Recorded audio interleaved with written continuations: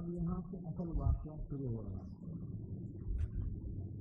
یعنی جو سوال کیا تھا یہودیوں نے قریش مکہ کے ملک شام سے ملک میں کیسے آتا یہ سوال ہم کا شام کو کون سے نبی ہیں جو ملک شام سے ملک میں آئے اور بیٹے کے خلاف روتے روتے آنکھوں سے ہو گئے، یعنی یہ ہے کہ مکے میں انہیں نبی سے سوال کرنا مکے کے واقعے کے مکے والے دل کو رابطے کرنا پڑے گا۔ اس واقعے کو قرآن کریم میں تفصیل کے ساتھ بیان کیا، بلکہ اتنا تفصیل سے کوئی اور واقعہ بیان نہیں ہوا، جزیات تک کو بیان کیا قرآن نے۔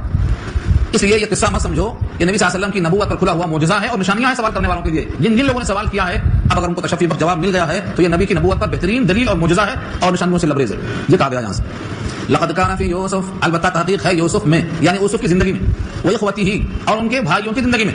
اخوتن جو آخر میں تے لگا ہے، یہ تا جنسیت کے لیے ہے، مؤنث کے لیے نہیں ہے۔ حضرت یعقوب کو پہلی بیوی سے جس کا نام تھا لیا، بعض نے کہا ہے لیا، بعض نے کہا راحیل، 10 بیٹے تھے ان سے، اور اس کے وفات پا جانے کے بعد انہی کی بہن جس کا نام راحیل تھا نکاح کیا ان سے 2 بیٹے یوسف اور یعقوب، کل 12 بیٹے، اور ان کا بھی بنیامین کی پیدائش کے بعد بچپن میں ان کا بھی انتقال ہو گیا۔ یہ پورے واقعے میں یوسف اور ان کے بھائیوں کے واقعے میں آیات نشانیاں ہی نشانیاں ہیں۔ کس کے لیے؟ للسائلین، سوال کرنے والوں کے لیے، یعنی یہودیوں نے سوال کروایا ہے، اب اگر وہ چاہیں غور و فکر کریں تو ان کے لیے ایمان لانے کا بہترین موقع ہے۔ اصل واقعہ کیا شروع ہوتا ہے؟ پیچھے آپ دیکھ چکے ہیں کہ حضرت یعقوب کے بیٹے حضرت یوسف نے خواب میں دیکھا کہ مجھے سجدہ کر رہے ہیں سورج اور چاند اور 11 ستارے، کہا اس کو کسی سے بیان نہ کرنا، لیکن ایسا لگتا ہے کہ کسی طریقے سے خواب بھائیوں پر ظاہر ہو گیا، اسی لیے ان کے اندر حسد اور شدت پیدا ہو گئی۔ یا تو فطرتاً دیکھا ہو کہ یوسف بہت حسین اور جمیل ہیں، باقی توجہ ان کی طرف زیادہ ہے، اس لیے حسد پیدا ہوا، اور یا تو ان کے سامنے خواب آ چکا، خواب ظاہر ہو گیا جس سے ان کو معلوم ہو گیا کہ آئندہ چل کر ان کا مرتبہ بلند ہونے والا ہے، جیسا کہ خواب کی تعبیر ظاہر ہو رہی، کیونکہ یہ قبلہ بنا، مسجود بنا اور سب سجدے میں ہے، یہ علامت ہے طرف اور بلندی کی، اس لیے ان کو حسد پیدا ہوا۔ انہوں نے پروگرام بنایا، وہاں سے الفاظ شروع ہوتے ہیں اذ قالوا لیوسف، جب کہا ان سب لوگوں نے، البتہ یوسف واخوہ، اور اس کا بھائی مراد بنیامین، احب الی ابینا، زیادہ محبوب ہے ہمارے باپ کی طرف۔ احب یہ اس میں تفضیل ہے، یعنی باپ تو ہر بیٹے سے محبت کرتا ہے، لیکن ان میں سب سے زیادہ احب بمقابلہ اور دوسرے بھائیوں کے اس کی محبت شدید ہے ہمارے باپ کی طرف۔ الی ابینا، اس کے بعد آگے ہے منا، ہمارے مقابلے میں، یعنی جتنا ہم سے باپ کی محبت ہے ہم سے زیادہ اس کی محبت معلوم ہو رہی ہے۔ ونحن عصبہ، حالانکہ ہم ہیں مضبوط محبت کے لائق، کسی موقع پر کام میں تو ہم آئیں گے مضبوط۔ عصبہ کے معنی آتے ہیں جو مضبوط جماعت ہو اور مضبوطی کے ساتھ، کیونکہ 10 کے 10 نوجوان ہیں، کوئی موقع آئے گا تو یہ کام میں آئیں گے۔ شاید آپ کو یاد ہو ایک مرتبہ تذکرہ آیا تھا سیدنا ابوبکر صدیق رضی اللہ تعالیٰ عنہ کا، وہ غلاموں کو خریدتے آزاد کرتے، ان کی والدہ نے کہا کہ یہ غریب مخلوق الحال کمزور ضعیف کو آزاد کر کے کیا ملنے والا ہے، اگر نوجوان تندرست اور آئندہ کچھ کام آنے والے لوگوں کو آزاد کرتے تو فائدہ ہوتا۔ صدیق اکبر نے کہا کہ ہمیں ان سے آزاد کر کے کچھ لینا نہیں ہے، ہمیں تو ان پر اللہ سے لینا ہے، ہمیں ان سے کوئی مطلب نہیں۔ وما لأحد عنده من نعمة تجزى، کس آیت کا ترجمہ ہے یہ؟ سورہ واللیل کی اس آیت کا، یعنی ہمیں کسی پر احسان اس واسطے نہیں کرنا ہے کہ ان سے کچھ لینا ہے، ہمیں ان سے کچھ نہیں لینا ہے، ان پر احسان کر کے اللہ سے لینا ہے۔ تو یہ انسانی فطرت ہوتی ہے کہ وہ چاہتا ہے کہ جتھا کام میں آئے گا۔ بیٹوں نے بھی سمجھا کہ ہم تو مضبوط ہیں، ہم سے محبت زیادہ ہونا چاہیے، لیکن باپ کی محبت زیادہ یوسف کی طرف ہے اور بنیامین کی طرف ہے۔ یہ پدری شفقت ہے کہ جو چھوٹا بچہ ہوتا ہے بمقابلہ بڑوں کے زیادہ محبوب ہوتا ہے، ایک فطرت ہے۔ اور دوسرے یوسف نبی ہونے والے تھے، نبوت کا نور بھی چمک رہا ہے پیشانے پر۔ اور تیسرے مسلم کی روایت پڑھا ہوگا آپ نے معراج کے بیان میں، نبی نے فرمایا اللہ نے جتنا دنیا میں حسن بھیجا ہے اس میں سے آدھا تنہا یوسف کو دے دیا اور آدھے میں ساری امت کو دیا۔ بڑا اتنا حسین بچہ نبوت سے سرفراز ہو کر اور بھائیوں میں چھوٹا ہو تو باپ کو اگر محبت زیادہ نہ ہوگی تو کیا ہوگی؟ فطرت ہے تو، اس لیے وہ بہت چاہتے تھے، لیکن بھائیوں کو یہ بات پسند نہیں آئی، اور کیا جملہ کہا انہوں نے؟ ان ابانا لفی ضلال مبین، ان ابانا لفی ضلال مبین۔ اس لفظ کو ہم سننے کے بعد سوچتے ہیں کہ باپ کے بارے میں ایسے جملے کیسے کہے جا سکتے ہیں؟ ہاں، انا بے شک، ابانا ہمارے باپ، لفی البتہ ضرور ہیں، ضلال مبین کھلی گمراہی میں۔ اب اگر کوئی انسان سمجھے کہ یہاں دینی گمراہی مراد لیا ہے تو غلط، کیونکہ کوئی شخص اگر نبی کو دینی گمراہی میں تصور کر لے تو مسلمان کہاں باقی رہے گا؟ یعقوب کے پورے بیٹے مسلمان ہیں، امت کا اجماع ہے، لیکن نبی نہیں ہے۔ نبی نہ ہونے کی دلیل انشاءاللہ آگے آ رہی ہے، لیکن مومن تو ہے وہ۔ اگر کوئی کسی پیغمبر کو دینی طور پر گمراہ سمجھ لے گا تو انسان اس کا ایمان تسلیم کیسے کرے گا؟ لہذا یہاں گمراہی سے مراد کیا ہے؟ سنو کان کھول کے، دینی گمراہی مراد نہیں ہے، بلکہ چھوٹے بھائیوں سے محبت زیادہ کرنا اور بڑے بھائیوں سے محبت کم کرنا، یہ جو وہ ترجیح دے رہے ہیں، یہ ترجیح میں بھٹک گئے ہیں۔ ہم کو چاہیے تھا کہ ہم کو چاہتے ہیں اور ان کو چاہنے لگ گئے ہیں، یہ ہے گمراہی۔ تو دینی گمراہی نہیں ہے، دینی گمراہی کا اگر عقیدہ کوئی رکھ لے تو اس کا ایمان چلا جائے گا، کیونکہ نبی ہے حضرت یعقوب اور پورے بیٹوں کو یہ بات معلوم ہے کہ وہ نبی ہے، اس لیے یہ خیال نہیں ہو سکتا کہ دینی گمراہی مراد دیا ہو۔ میرے باپ کی کھلی گمراہی ہے، مطلب کیا ہے؟ ہم سے محبت زیادہ کرنا چاہیے تھا، کیونکہ ہم آڑے وقت کام میں آنے والے ہیں۔ اور یہ دونوں کسی کام کے لائق نہیں ہیں، ان سے محبت زیادہ کرتے ہیں. یہ جو فرق ہے یہ کلی گمراہی یہ انہوں نے واضح کیا. ورنہ حقیقت میں یعقوب علیہ السلام کے یہ فرزند اچھی طرح جانتے تھے کہ والد محترم یعقوب پیغمبر ہیں، اور پیغمبر دین گمراہی پر چل نہیں سکتا. نبوت سے پہلے بھی امت کا اجماع ہے ہر نبی معصوم ہوتا ہے، ہر نبی امت کا اجماع ہے کہ نبوت کے اعلان سے پہلے بھی معصوم ہوتا ہے. لہذا بیٹوں نے باپ کے بارے میں جو کہا کلی گمراہی میں، وہ دینی گمراہی نہیں ہے، بلکہ یہ مراد ہے ہماری محبت زیادہ ہونے کے بجائے چھوٹوں کی محبت زیادہ ہے. یہ کھلا ہوا فرق ہے، بھٹک جانا جس کو بولتے ہیں آپ. اس کے بعد پروگرام بنایا کہ باپ کی اس گمراہی کو دور کرنے کی دو شکلیں ہیں، نہ رہے بانس نہ بجے بانسری. یوسف کو غائب کر دو اور بنیامین کو بھی غائب کر دو. جب یہ دونوں نہیں رہیں گے تو باپ کی محبت خود ہی ہماری طرف متوجہ ہو جائے گی. یہ ایک شکل ہے. لیکن ان میں سے جو بڑا بیٹا تھا یہودا، اس نے کہا کہ دیکھو انسان کو قتل کرنا بڑا شدید جرم ہے، پھر اوپر سے وہ بھائی ہے، اور تیسرے ہمارے باپ کی نگاہوں کا نور ہے، نور نظر ہے، اس لیے قتل کرنے کے بجائے اس کو کسی کنویں میں ڈال دو. کوئی قافلہ آئے گا لے کے چلا جائے گا، تمہارا مطلب پورا ہو جائے گا اور تم قتل کرنے کے گناہ سے بچ جاؤ گے. اس طرح بھی تمہارے ساتھ باپ کی محبت مبذول ہو جائے گی. یہ اس نے کہا. دیکھیے الفاظ آگے، اقتلوا یوسف، قتل کر دو یوسف کو. سب نے مل کر کے کہا اقتلوا یوسف، ابھی طرحوہ، یا اس کو پھینک ڈالو. طرح یطرحو کے معنی آتے ہیں پھینک دینا. ارضن، ایسی زمین میں، کسی دور کی زمین کو بولتے ہیں، کہیں دور پھینک دو. یخلو لکم وجہ ابیکم، خالص ہو جائے گی تمہارے لیے تمہارے باپ کی توجہ. یخلو خلوت، یخلو کے معنی آتے ہیں خلوت، یعنی کسی اور طرف جو رخ ہے وہ پلٹ کر تمہاری طرف آ جائے گا.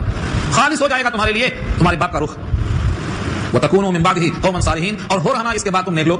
مطلب یہ ہے کہ اس غلطی کے بعد توبہ کر کے صحیح کریں اپنے حال کو. ہمارے محاورے میں استعمال ہے 70 چوہے کھا کے بلی حج کو چلی. مطلب کیا ہوا؟ سارے کام کر لو، حج کر لو صاف.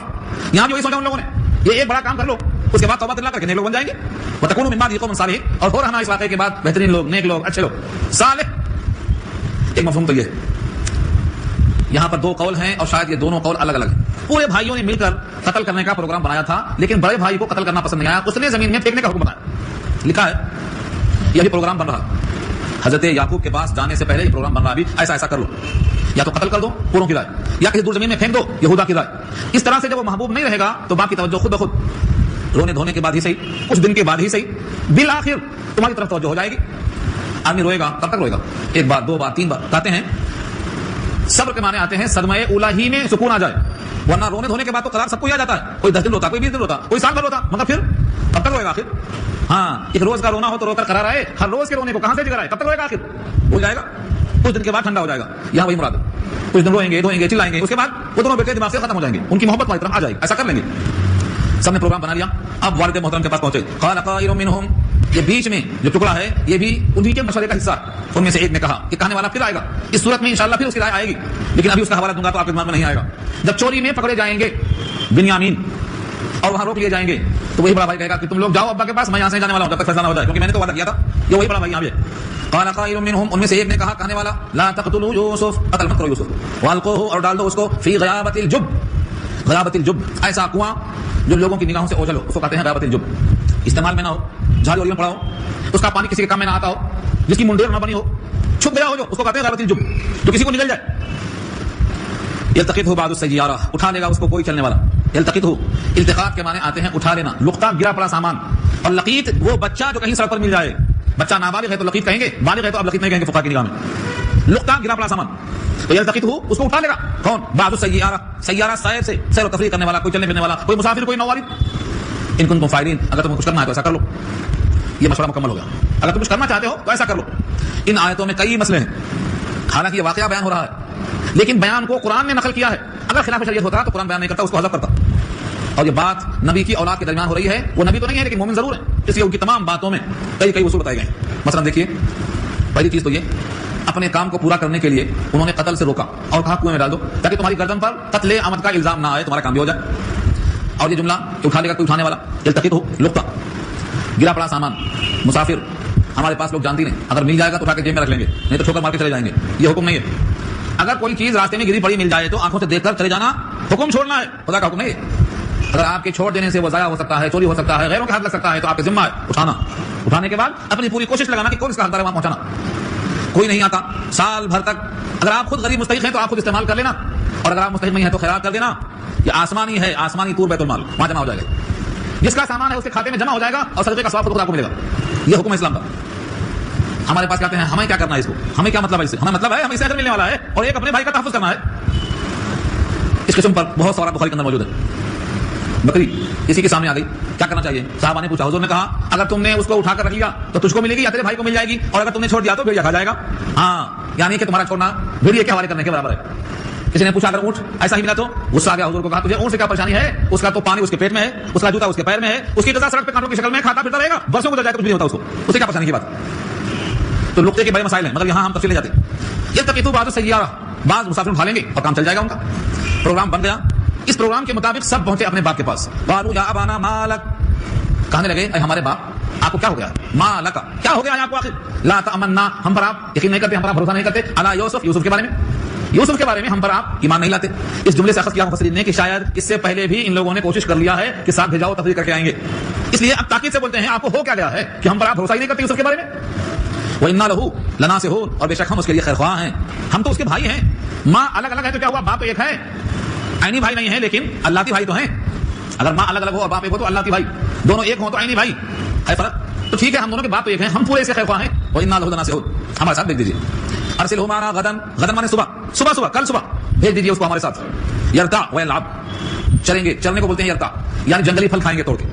سیتا پھل کیا ہے؟ سیتا کا پھل ہے, یعنی شریفہ نہیں بولتے لوگ سیتا پھل, کیونکہ جنگل میں رام جی کے ساتھ سیتا نے وہی کھایا تھا تو سیتا پھل ہو گیا. تو یرتا کے معنی آتے ہیں جو بھی جنگل میں پھل ملے گا چلیں گے کھائیں گے. ویلعب, اور لہو و لعب میں کھیلیں گے, کودیں گے, اچھلیں گے, دونوں کام کریں گے. یعنی لکھا ہے حضرت یوسف نے تفریح کو منع نہیں کیا کیونکہ تفریح اسلام میں جائز ہے, بشرطے کہ ناجائز کام کا مشغلہ نہ ہو. اور یلعب کو منع نہیں کیا کیونکہ اسلام میں تیر اندازی, تیراکی, گھوڑ سواری, مقابلے میں دوڑ سب درست ہے. آگے آ رہا ہے بہترین چیز کیا ہے؟ المؤمن القوی خیر, جس کا جسم تگڑا ہے وہ مومن بہتر ہے. کس لحاظ سے بہتر ہے؟ یہ کسی کے کام میں آ سکتا ہے. تو گھوڑ سواری, گھوڑا نہیں ہے تو خود ہی دوڑنا, رننگ کرنا, تیر اندازی, تیروں سے مشق کرنا, بندوق جس سے نشانہ بازی کرنا, اور لاٹھی محاربہ جس سے آپ کے بازوؤں میں طاقت پیدا ہو, یہ سب مطلوب ہیں. سورہ انفال کی آیت میں گزر چکا ہے, وَأَعِدُّوا لَهُم مَا اسْتَطَعْتُم مِّن قُوَّةٍ وَمِن رِّبَاطِ الْخَيْلِ کے تحت لازم ہے ان چیزوں کو. اس لیے جب ان کے سامنے گزارش پیش کی گئی تو انہوں نے اس کو انکار نہیں کیا. اور بھائیوں نے آگے جملہ کہا وَإِنَّا لَهُ لَحَافِظُونَ, اور بے شک ہم ہیں اس کی حفاظت کرنے کے لائق, ہم 10 آدمی ہیں, ہم اس کی حفاظت کرنے کو تیار ہیں. حضرت یعقوب کے جملوں سے اندازہ ہوتا ہے کہ ان کو خواب آیا تھا. پہلے الفاظ دیکھیں آیت کے, پھر خواب سناتا ہوں. قال انی, فرمایا بے شک مجھ کو, لَيَحْزُنُنِي, مجھ کو حزن ہے. حزن کے معنی غم, گزشتہ کوئی بات آئی ہے اس کو سوچ سوچ کے گھٹنا, یہ حزن ہے. اس کو حزن و ملال کہتے ہیں, غم کھائے جانا. ان تذهبوا به, کہ تم اس کو لے کے چلے جاؤ. واخاف, اور میں ڈرتا ہوں ان یاکلہ الذئب, کہ اس کو بھیڑیا کھا جائے. وانتم عنہ غافلون, اور تم اس سے غافل رہ جاؤ, بے خبر رہ جاؤ. ان سے جملے میں دو باتیں دیکھو کہ حضرت یعقوب کو پہلے سے غم کیوں کھایا جا رہا ہے, ابھی تو گھر سے گئے ہی نہیں, اور بھیڑیے کا ذکر خود کیوں کیا انہوں نے کہ بھیڑیا وہاں کو کھا جائے تم غافل ہو جاؤ. مفسرین لکھتے ہیں, قرطبی کی رائے ہے کہ شاید اس زمانے میں بھیڑیوں کا اس علاقے میں بڑا غلبہ تھا, خطرہ اسی کا تھا. جیسے کسی گاؤں کے اطراف زیادہ شیر آ جائے تو لوگ شیر آ جائے گا, کثرت. اور دوسری رائے لکھا ہے صاحب قرطبی نے کہ ایک مرتبہ حضرت یعقوب نے خواب میں دیکھا کہ وہ پہاڑ پہ بیٹھے ہوئے ہیں, اور اس پہاڑی کے دامن میں نشیبے علاقے میں حضرت یوسف موجود ہے, اور 10 بھیڑیوں نے گھیر لیا. پھر اچانک اسی میں سے ایک بھیڑیا نے ان کا دفاع کیا اور ڈیفینس کیا. اس کے بعد یوسف زمین میں غائب ہو گئے. جو خواب انہوں نے دیکھا, اور انبیاء تو خواب کی تہ میں پہنچ جاتے ہیں, حضرت یوسف کے بارے میں ان کو فکر یہی سے شروع ہو گئی, اور کہا یہ 10 بھیڑیا حقیقت میں 10 بھیڑیا نہیں ہے, 10 بھائی ہی بھیڑیا ہیں. اور ڈیفینس کرنے والا وہی ایک بڑا بھائی یہودا ہے جس نے کہا قتل نہ کرو, کنویں میں ڈال دینا اچھا ہے, اسی کا ذکر کیا. اور اس کے بعد یوسف کا زمین میں غائب ہو جانا, کنویں میں اتار دینا ہے. خواب جیسا تھا ویسا پورا ہوا. اسی فکر میں انہوں نے جملہ کہا. لکھا ہے اگر ان کو خواب سے معلوم ہو گیا تھا کہ یوسف کے ساتھ دشمنی یہ لوگ کریں گے تو منع کیوں نہیں کر دیا اور کھلم کھلا کہہ دیا ہوتا کہ تم 10 کے 10 خود بھیڑ جاؤ. کیونکہ اگر وہ لوگ ایسا جملہ باپ سے سن لیتے تو ان کی شدت حسد کی اور بڑھ جاتی, اور آج اس وقت اگر وہ ساتھ نہ لے جا سکتے لیکن بعد میں ضرور اسی کسر نکالتے. اس لیے براہ راست دشکنی کرنا پسند نہیں فرمایا اور ان کے حوالے کر دیا. قال انی لا يحزنني ان تذهبوا به واخاف ان ياكله الذئب وانتم عنه غافلون. انہوں نے کہا, یعنی بیٹوں نے, لئن اكله الذئب ونحن عصبة, اگر اس کو بھیڑیا کھا جائے حالانکہ ہم 10 نوجوان موجود ہیں, انا اذن, تو بے شک ہم اس وقت لخاسرون, خسارے میں ہیں کہ ہم تو کسی کام کے نہیں ہیں کہ ایک بچے کی حفاظت 9 آدمی نہیں کر سکے. لفظ عصبہ کا استعمال 5 سے 10 تک کے افراد پر ہوتا ہے. ہم پوری جماعت موجود ہیں اور ہمارے ہوتے ہوئے ایک بچے کا تحفظ نہ کر سکیں, انا اذن لخاسرون, ہم تو خسارے میں پڑ جائیں گے. اس کے بعد باپ راضی ہو گئے اور بیٹے ساتھ لے کے چلے. حضرت یعقوب باہر چھوڑنے آئے. لکھا ہے خوشی میں انہوں نے حضرت یوسف کو کندھے پہ اٹھا لیا, ایک کے بعد دوسرا, دوسرے کے بعد تیسرا, زمین پہ رکھا ہی نہیں, کندھے سے کندھے پہ لے کے چلے گئے. جب حضرت یعقوب نگاہوں سے اوجھل ہو گئے تو جس کندھے پر تھا اس نے اٹھا کر مجھے پھینک دیا اور کہا اب تم اپنے تاروں کو بلاؤ, تم نے جو خواب میں تارے دیکھے ہیں نا, اب بلاؤ, تمہارے تارے کام میں آتے. انہوں نے منت سماجت کیا بڑے بھائی سے کہ تم نے تو ابھی آدھو پیمان کیا ہے کہ میرے کھانے کا, پینے کا, رات کا خیال کریں گے, ابھی تو گھر کا بھی نہیں ہوا, وعدہ خلافی کر دیا تم نے. اس کو تھوڑا ترحم پیدا ہوا, اس کو ہمدردی پیدا ہوئی. اسی نے یہ رائے دیا ہے کہ کنویں میں ڈال دو, قتل کرنا اچھا نہیں ہے. جب کنویں میں ڈالنے کا وقت آیا تو وہ منڈے پکڑ کے چمٹ گئے, اندر گرنے کے بجائے پکڑ لیا, کنویں کے اطراف کو پکڑ لیا. ان لوگوں نے کرتا آپ کا نکالا اور کرتا نکال کے آپ کے ہاتھ کو باندھ دیا اس کرتے سے. اب کچھ پکڑنے کا راستہ نہیں, ڈول میں رکھا, اتار دیا.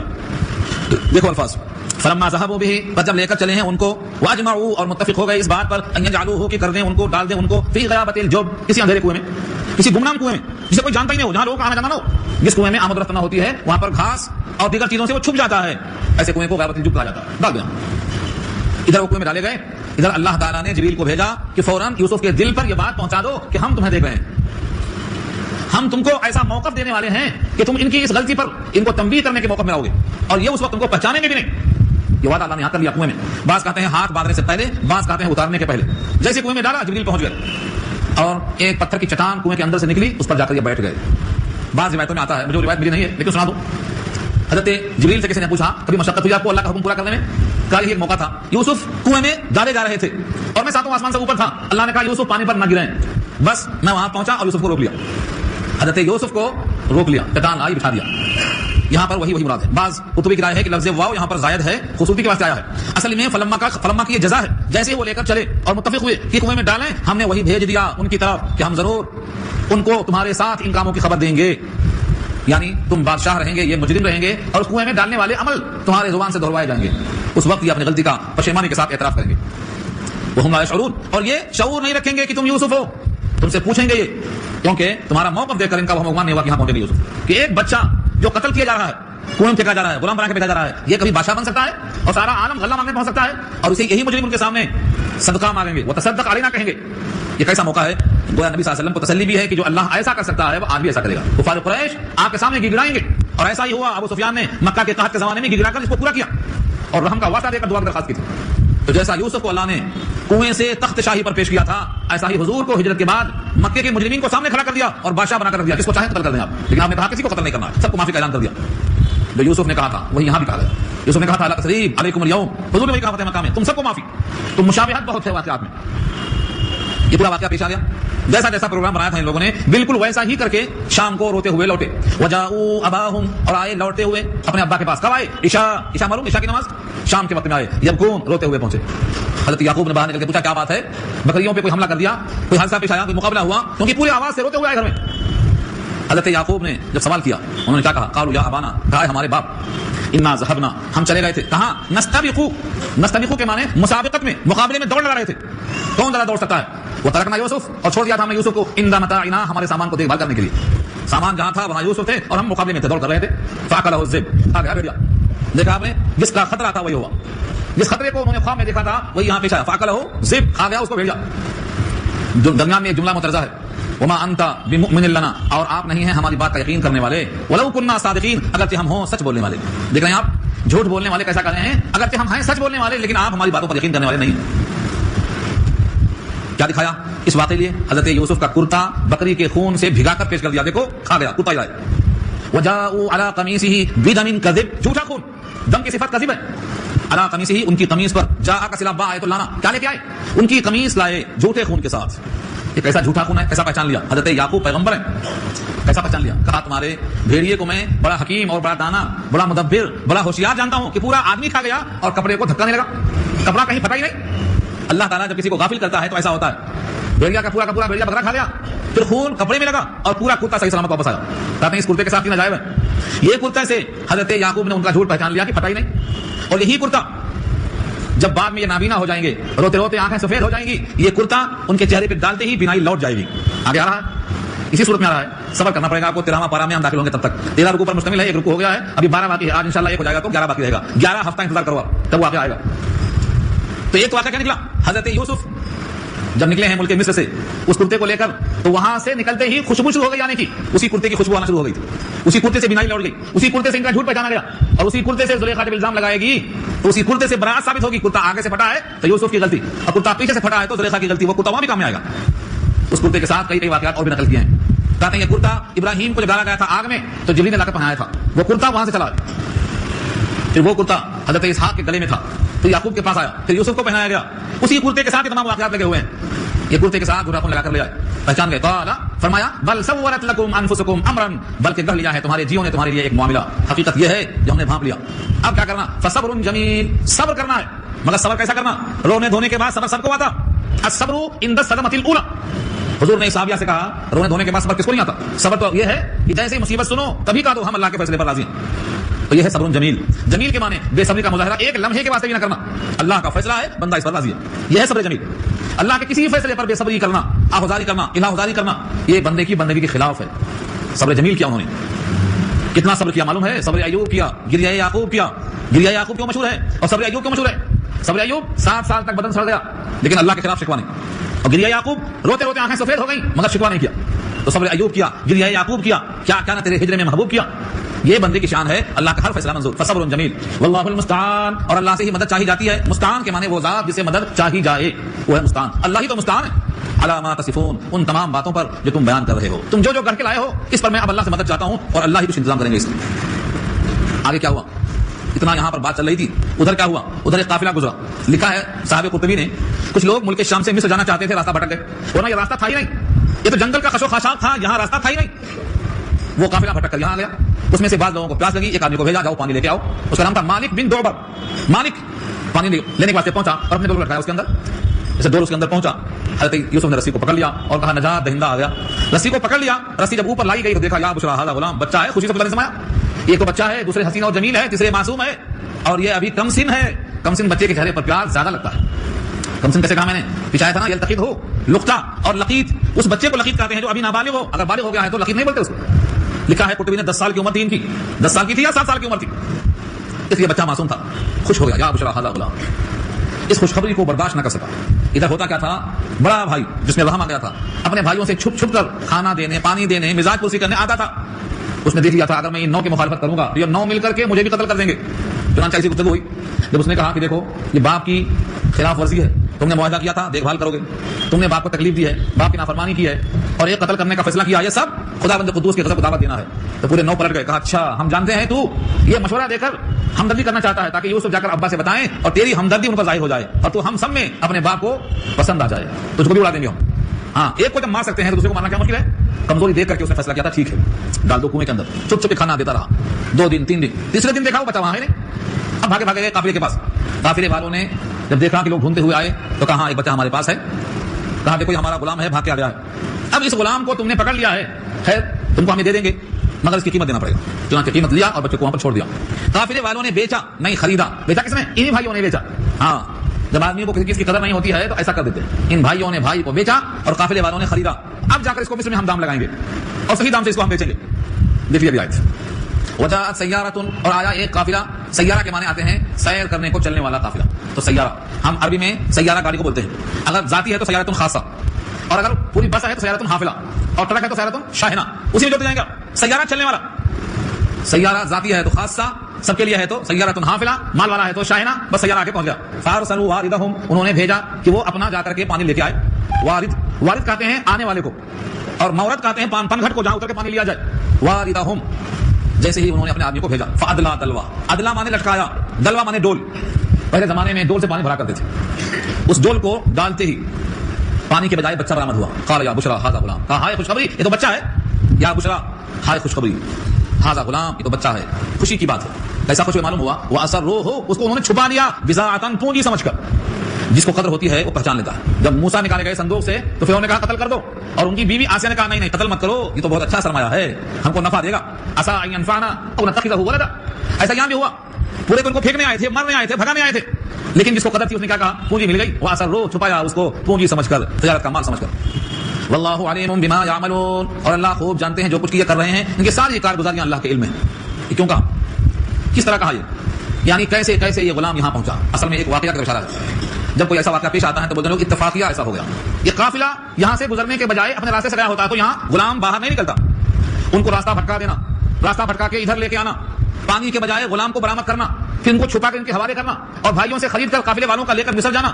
یہ سب کیا اتفاقیہ ہے؟ سب اتفاقیہ نہیں ہے. اگر زمین پہ کوئی پتا بھی گرتا ہے تو اتفاقیہ نہیں ہوتا. طے شدہ حکم ہے اللہ کا. اس واسطے کہا اللہ علیم, اللہ خوب جانتے ہیں جو کچھ وہ کر رہے ہیں. یہ پورا پلان ہے, اللہ کا گھر ہے. یہ زمین اور آسمان, ساتوں زمین ساتوں آسمان, اس کے درمیان جو کچھ ہے اللہ کا گھر ہے. اللہ فرماتے ہیں تم سمجھتے ہو کہ تم سے اللہ غافل ہے, تم سے اللہ غافل ہے. اللہ کو غافل مت سمجھو. سورہ ابراہیم کی آیت ہے, اور بار بار یہ پڑھنا, ولا تحسبن اللہ غافلا, اللہ کو غافل گمان مت کرنا, اما یعمل الظالمون, ظالموں کے کام سے واقف ہیں. سورہ ابراہیم 12-13 کے الفاظ ہیں, اللہ غافل ہے. تو یہ اللہ کو خوب معلوم ہے. اگر لوگوں کو یقین آ جائے کہ اللہ کو ہر چیز معلوم ہے, کوئی چیز اتفاقی نہیں ہوتی. اتفاقی ہوتی نہیں. حادثہ ایسا ہوا تھا مگر ہم اتفاقیہ طور پر بچ گئے, بچنے گئے, بچائے گئے. रास्ता वो भटके नहीं, रास्ता भटकाए गए, पानी लेने के वास्ते भेजे गए और उनका तहफ्फुज करने के वास्ते इनको निकाला गया। वल्लाहु अलीमुम बिमा यफअलून बिमा यामलून, इनके सारे काम से अल्लाह वाकिफ। फिर क्या हुआ? वो शराउहु बेच डाला। असल में लफ्ज़ शरा यशरी के माने बेचना भी आता, खरीदना भी आता। शराउहु में दोनों गुंजाइश है। अगर तर्जुमा करेंगे बेच डाला तो भाइयों ने बेच डाला, और तर्जुमा करेंगे खरीद लिया तो काफिले वालों ने भाइयों से खरीद लिया। यूं है मफहूम इसका। शराउहु उसको बहुत ही कम कीमत में, खोटे सिक्कों में बेच डाला। वो शराउहु बिसमानिन बख्सिन, समन के माने कीमत और बख्स के माने खोटा सिक्का, खोटा सिक्का का। दराहिम मादूदा, दिरहम की जमा दराहिम, चंद दिरहम, और मादूदा के माने गिनती के। इमाम कुतुबी ने बात वाज़ेह की है, अच्छा समझ लो, दस्तूर याद आएगा आपको, आइंदा काम में आएगा। अहले अरब जब कारोबार करते थे, कोई चीज बेचते थे, अगर वो चीज कम है तो उसे गिन के बेचते थे, और ज्यादा है तो उसे तौल कर बेचते थे। आज नहीं भाई, सेब को गिन के बेचते, क्यों? तौल के क्यों नहीं बेचते आप? अक्सर लोग सेब को गिन के बेचते, तो अदद अगर 40 से कम है तो वो गिन कर बेचते थे, और अगर वजनदार चीज है तो तौल कर बेचते थे। लफ्ज़ मादूदा गिनती, गिनती के चंद दिरहम, इससे अखज़ किया है मुफस्सिरीन ने कि वो 40 दिरहम से ऊपर नहीं थे, कम ही थे। इतना बड़ा इंसान जो नबी ज़ादा है, दुनिया के आधे हुस्न का मालिक है, वो शख्स बेचा जा रहा है चंद दिरहम के बदले में। 40 दिरहम हद से हद होता है, लेकिन कुतुबी कहते हैं कुल 20 दिरहम में बेचा गया। 20 चवनिया जिसको बोलते हैं आप, चवनिया, 20 दिरहम 20 चवनियों में बेचा गया। और 10 भाई थे, 2 दिरहम ले लिए, 2 दिरहम ले लिए। क्या हुआ? यह है बख्सिन दराहिम, चंद खोटे सिक्कों के एवज बेच डाला। एक सवाल पैदा होता है कि इतना हसीन बच्चा, इतना हुस्न के बावजूद इतने कम दामों में क्यों बेचा? अच्छा दाम लगाकर इसको बेच सकते थे। अल्लाह ने जवाब दिया, लगे हाथों, वकानू फीही मिनज़ ज़ाहिरीन, और वो तो थे ही इससे बेजार। यहां से दफा तो हो गया पहले, उन्हें पैसा कमाना नहीं था, माले गनीमत नहीं था, उन्हें इससे कारोबार की डीलिंग करना नहीं था। उनका तो ये गुमान था कि ये बच्चा किसी तरह यहां से चला जाए, दफा हो जाए हमारे चाल से, न बाप के सामने आएगा, न बाप की निगाह का नजर बनेगा, चला जाए। जाहिदीन था, जाहिरीन जमा है, जाहिद इसका वाहिद है, और ज़ुहद इसका मादा है। ज़ुहद और तक़वा उर्दू में इस्तेमाल होता है। ज़ुहद कहते हैं जो आदमी दुनिया से बेजार हो, उसको कहेंगे आबिद और जाहिद। ज़ुहद और तक़वा जिसमें अल्लाह की तरफ तवज्जो हो, कायनात से बिल्कुल बेरग़बती हो, तर्क लज़्ज़ात, तर्क शहवात, जैसे ईसाइयों के यहाँ नन बन जाती है। तो ज़ुहद के माने क्या है? दुनिया से बेरग़बत, दुनिया की कोई रग़बत नहीं, तो ज़्यादा तशबीह दिया है वकानू फीही मिनज़ ज़ाहिरीन, और लोग थे ही उनके बारे में नाक़दरे। इनके दिमाग में था कि इससे हमें क्या कमाना, क्या लेना। ये अगर शाम से बाहर चला गया कहीं दूर दराज तो हमारा मकसद पूरा हो गया, उनका मकसद तो पूरा कर दिया गया। चुनांचे ये गुलाम उस काफिले के साथ धीरे धीरे धीरे कहां पहुंचे? मुल्क मिस्र तक पहुंच गए। देखा आपने अल्लाह ने कहां से कहां पहुंचा दिया, किस तरह से निकले। बेटों ने कत्ल करना चाहा, कुएं में फेंक दिया, लेकिन अल्लाह ने तहफ्फुज़ करते करते वहां मुल्क मिस्र तक पहुंचाया, और ऐसे शख्स ने खरीदा जिसे मेहमान बनाया, इज्जत के साथ घर में रखने का फैसला कर लिया। अब यूसुफ अपने घर में हैं और अब मुल्क मिस्र का तख्त इंतजार करता है, लेकिन सबब के लिए इन पर एक इल्जाम लगता है। इल्जाम की बिना पर जेल में आते हैं, और उधर बादशाह ख्वाब में देखता है, उस ख्वाब की ताबीर बताकर बादशाह से हमकलामी का शरफ मिलता है, और जैसे ही बातचीत शुरू होती है बादशाह गिरविदा हो जाता है, बोलता है मेरे खास मेरे करीब आ जाओ। ये गुफ्तगू इंशाल्लाह आप अगले हफ्ते में सुनेंगे। यहाँ तक हमने पहुंचा दिया आपको। अब मुल्क मिस्र में पहुंचे हैं, और जिसने खरीदा है उसने अपनी बीवी के हवाले कर दिया है। यहाँ से गुफ्तगू इंशाल्लाह आइंदा हफ्ते में होगी। وقال الذي اشتراه من مصر لامرأته أكرمي مثواه عسى أن ينفعنا أو نتخذه ولدا وكذلك مكنا ليوسف في الأرض ولنعلمه من تأويل الأحاديث والله غالب على أمره ولكن أكثر الناس لا يعلمون إلى آخر الآية. صدق الله العلي العظيم وصدق رسوله النبي الكريم ونحن على ذلك من الشاهدين والشاكرين. اللهم ألهمنا رشدنا وأعذنا من شرور أنفسنا. اللهم وفقنا لما تحب وترضى من القول والفعل والنية. رب اشرح لي صدري ويسر لي أمري واحلل عقدة من لساني يفقهوا قولي. آمین یا رب العالمین. محترم حضرات، معزز سامعین، محترم خواتین، میری ماں اور بہنوں، میرے بھائیوں، پیارے بچوں، تلاوت کی ہوئی آیتیں 13واں پارہ سے پہلے سورہ یوسف کا تیسرا رکوع ہے یہ، اور اس تیسرے رکوع میں ایک اہم مضمون ہے. گزشتہ آیات میں آپ نے سنا ہے کہ حضرت یوسف علیہ السلام کو ان کے بھائیوں نے چند درہم کے بدلے میں انہیں بیچ ڈالا، اور وہ ان سے کوئی نفع کمانے والے نہیں تھے، بلکہ ان سے تو وہ بیزار تھے، بے رغبتی کی بنیاد پر کم پیسوں میں بیچ دیا. یہاں تک گزشتہ مضمون ہو چکا تھا، اور آگے یہ ہے کہ جنہوں نے اس غلام کو خریدا وہ کوئی اور نہیں تھا بلکہ عزیز مصر تھا، جس کو ریان ابن الولید کہا جاتا. عزیز مصر نے خرید کر اپنی بیوی سے کہا کہ ان کا اکرام کرو اور ان کے رہنے کا ٹھکانہ اچھا رکھو، ہمیں امید یہ ہے کہ ہم کو یہ نفع دیں گے یا ہم ان کو اولاد بنا لیں گے، کیونکہ ان کی اولاد نہیں تھی. وقال الذي اشترى، اور کہا اس نے جس نے ان کو خریدا، من مصر، مصر کے بازار سے، لامرأته، اپنی عورت سے، اکرمی مثوا، اکرمی کے معنی اکرام کرو، مثوا ان کے ٹھکانے کا یعنی رہنے کی جگہ عمدہ کرو، یعنی جس طریقے سے کسی باعزت مہمان کو رکھا جاتا ہے ان کا ٹھکانہ عزت ہونا چاہیے. اکرمی اکرام کرو، عزت سے رکھو، مثوا ان کا جائے قرار. عسى ان ينفعنا، امید ہے، عسى کہتے ہیں امید کو، ان ينفعنا کہ یہ ہم کو نفع پہنچائے، او نتخذه ولدا، یا ہم ان کو اپنا بیٹا بنا لیں. نفع پہنچانے کی ایک شکل تو یہ ہے کہ عام نفع پہنچائے، بیٹا نہ بھی بنائے تو بھی، اور دوسری شکل یہ ہے کہ اس کو ہم بیٹا بنا لیں۔ کیا چیز دیکھا تھا جو اس نے اپنی بیوی سے اس انداز سے، جبکہ غلام ہے، غلام کو خرید کر لایا گیا ہے، عزت سے رکھنے کا حکم کیوں دیا گیا، اور یہ امید کیوں لگائی گئی کہ یہ ہم کو نفع دے، اور یا ہم اس کو بیٹا بنا لیں؟ اس کو بولتے ہیں علم قیافہ، پیشانی کو دیکھ کر مضمون کو سمجھ لینا۔ حضرت عبداللہ بن مسعود فرمایا کرتے تھے کہ دنیا میں 3 آدمی بہت ذہین اور بہت ہوشیار ثابت ہوئے ہیں دیکھ کر پہچاننے کی حیثیت میں۔ اس میں سے ایک یہ عزیز مصر ہے جس نے یوسف کو دیکھ کر پہچان لیا کہ ان کا مستقبل بڑا تابناک ہے، جیسا اس نے پہچانا بے بین ہی ویسا ہی ثابت ہوئے۔ اور دوسرے شعیب علیہ السلام کی وہ بیٹی جس نے موسیٰ کو پہچان لیا تھا اور اپنے ابا سے کہا تھا کہ یہ بہت کام آنے کے لائق ہے، ان کو انہوں نے رکھ لیا اور یہ کہا کہ اے میرے والد، یہ بہترین قسم کے امانت دار ہیں اور قوت والے ہیں، ان خیر من استاجرت القوی الامین۔ اور تیسرے حضرت ابو بکر صدیق ہیں جنہوں نے عمر کو پہچانا اور بلا کسی کی دستوری بات کے، جس طرح ہمارے پاس یہ تھا کہ خلافت میں لوگوں کی رائے لی جائے اور کسی کو نامزد خلیفہ نہ کیا جائے بلکہ لوگ بیعت کر کے خلیفہ منتخب کریں، لیکن حضرت ابو بکر صدیق نے عمر فاروق کو نامزد کر دیا اپنے خلافت کے دور میں، اور جیسا انہوں نے پہچانا حضرت عمر نے ویسا ہی کر کے دکھایا۔ تو یہ 3 انہوں نے قیافہ کے طور پر بہت عمدہ پہچانا، اور ان تینوں کا کوئی مقابلہ نہیں ہے۔ یہاں پر یہی بات کہی جا رہی ہے کہ عسیٰ ان ینفعنا، امید ہے کہ وہ ہم کو نفع دے۔ یہ امید کہاں سے آئی؟ پیشانی کو دیکھ کر، قیافہ کہتے ہیں اس کو۔ علم قیافہ ایک فن ہے، اگر پیشانی اونچی ہے، ابری ہے، چمکدار ہے تو اس سے نیک توقعات وابستہ کی جا سکتی ہیں، اگر پیشانی پر شکن زیادہ ہے، دبی ہوئی ہے، دھسی ہوئی ہے تو ان سے زیادہ امیدیں وابستہ نہیں کرنا چاہیے۔ یا ان میں سے ایک چھینٹا جو میں نے سنایا آپ کو، ایسے بہت اس کے فن ہیں، یعنی سر کے پیشانی کے بال سے لے کر ٹڈی تک کی پورے حصے کے ہر جز کی کیفیت بتا دی جاتی ہے، اس کو بولتے ہیں علم قیافہ، اور اس فن کے ماہر کو قیافہ شناس کہا جاتا ہے۔ اس طریقے سے حضرت یوسف کو مصر میں ہم نے تمکن بخشا، وَكَذَلِكَ مَكَّنَّا لِيُوسُفَ، اور اس طرح ہم نے یوسف کے لیے زمین میں جگہ دی، مکنا تمکن عطا کر دیا، یعنی اقتدار ان کے حوالے کر دیا، غلامی سے نکال کر تخت شاہی کی طرف ہم نے پہنچا۔ اب عزیز مصر کو اور اس کے گھر میں باعزت قیام گاہ میں اللہ تعالیٰ نے ایک ایسا فن عطا فرمایا جس فن کے ذریعے سے انہوں نے اپنی آخری منزل کو بھی طے کیا، وہ ہے وَلِنُعَلِّمَهُ مِن تَأْوِيلِ الْأَحَادِيثِ، اور تاکہ ہم ان کو سکھائیں بات کا ٹھکانے لگانا۔ تعویل کے معنی آتے ہیں خوابوں کی صحیح تعبیر دینا، احادیث جمع ہے حدیث کی، حدیث کے معنی باتیں، مراد ہے خوابوں کی باتیں، جو آدمی خواب میں دیکھتا ہے اور بیان کرتا ہے اس کا صحیح مطلب بتانا، یہ تعویل کہا جاتا ہے، جس کی بات مجھے پہلے رکو میں آ چکی ہے۔ تو تعویل الحدیث کے معنی آتے ہیں باتوں کا ٹھکانے لگانا، یہ اللہ نے ان کو سکھایا، اور یہ ایسا فن تھا جس کی حاجت بڑے بڑے اور چھوٹے چھوٹے ہر قسم کے انسانوں کو ہوئی، جس کا ذکر آگے آئے گا کہ قید خانے کے قیدیوں کو ضرورت پیش آئی، بادشاہ کو پیش آئی۔ واللہ غالب علی امرہ، اور اللہ اپنے حکم پر غالب ہیں، یعنی جو فیصلہ کر چکے ہیں اس فیصلے کو کوئی ٹالنے والا نہیں ہے، اپنے کام کے انجام دینے پر بہرحال وہ غالب ہے۔ یعنی حضرت یوسف کو مصر کا اقتدار سونپنا ہے، یہ طے شدہ امر ہے، اس کے لیے اللہ کا یہ فیصلہ ہے، لہذا وہ اس پر غالب ہیں۔ درمیان کی تمام چیزیں خود بخود کافر ہوتی نظر آئیں گی، ولکن اکثر الناس لا یعلمون، لیکن اکثر لوگ اس بات کو نہیں جانتے۔ یعنی جاننے سے مراد یقینی طور پر جاننا ہے۔ اکثریت چاہتی ہے کہ اسباب نظر آئیں تو ایسا ہو سکتا ہے، اور اسباب نظر نہ آئیں تو بندہ سوچتا ہے کہ یہ کیسے ہو سکتا ہے، لیکن اللہ قادر مطلق ہیں، وہ اپنے فیصلے پر غالب ہیں اور اپنے کام کے انجام دینے پر غالب ہیں۔ دنیا کے انسان اس حقیقت سے واقف نہیں ہے کہ اللہ کی قدرت کا اور اللہ کے حکم کا کوئی بھی دنیا کی مخلوق انکار نہیں کرتی ہے، ہر مخلوق اللہ کا حکم بجا لاتی ہے، صرف کن کہہ دینا کافی ہوتا ہے۔ انسان ہے جن کو اللہ نے کچھ اختیار دیا ہے، اس اختیار کی بنیاد پر انسان اس معاملے میں کمزور ہے کہ وہ اپنے سامنے وسائل دیکھنا چاہتا ہے۔ ولما بلغ اشدہ، اشد کے معنی آتے ہیں شباب کی، کسی بھی چیز میں پختگی آنے کو اشد کہتے ہیں، اور انسان کی پختگی اس کا شباب ہے، یہاں وہی مراد ہے۔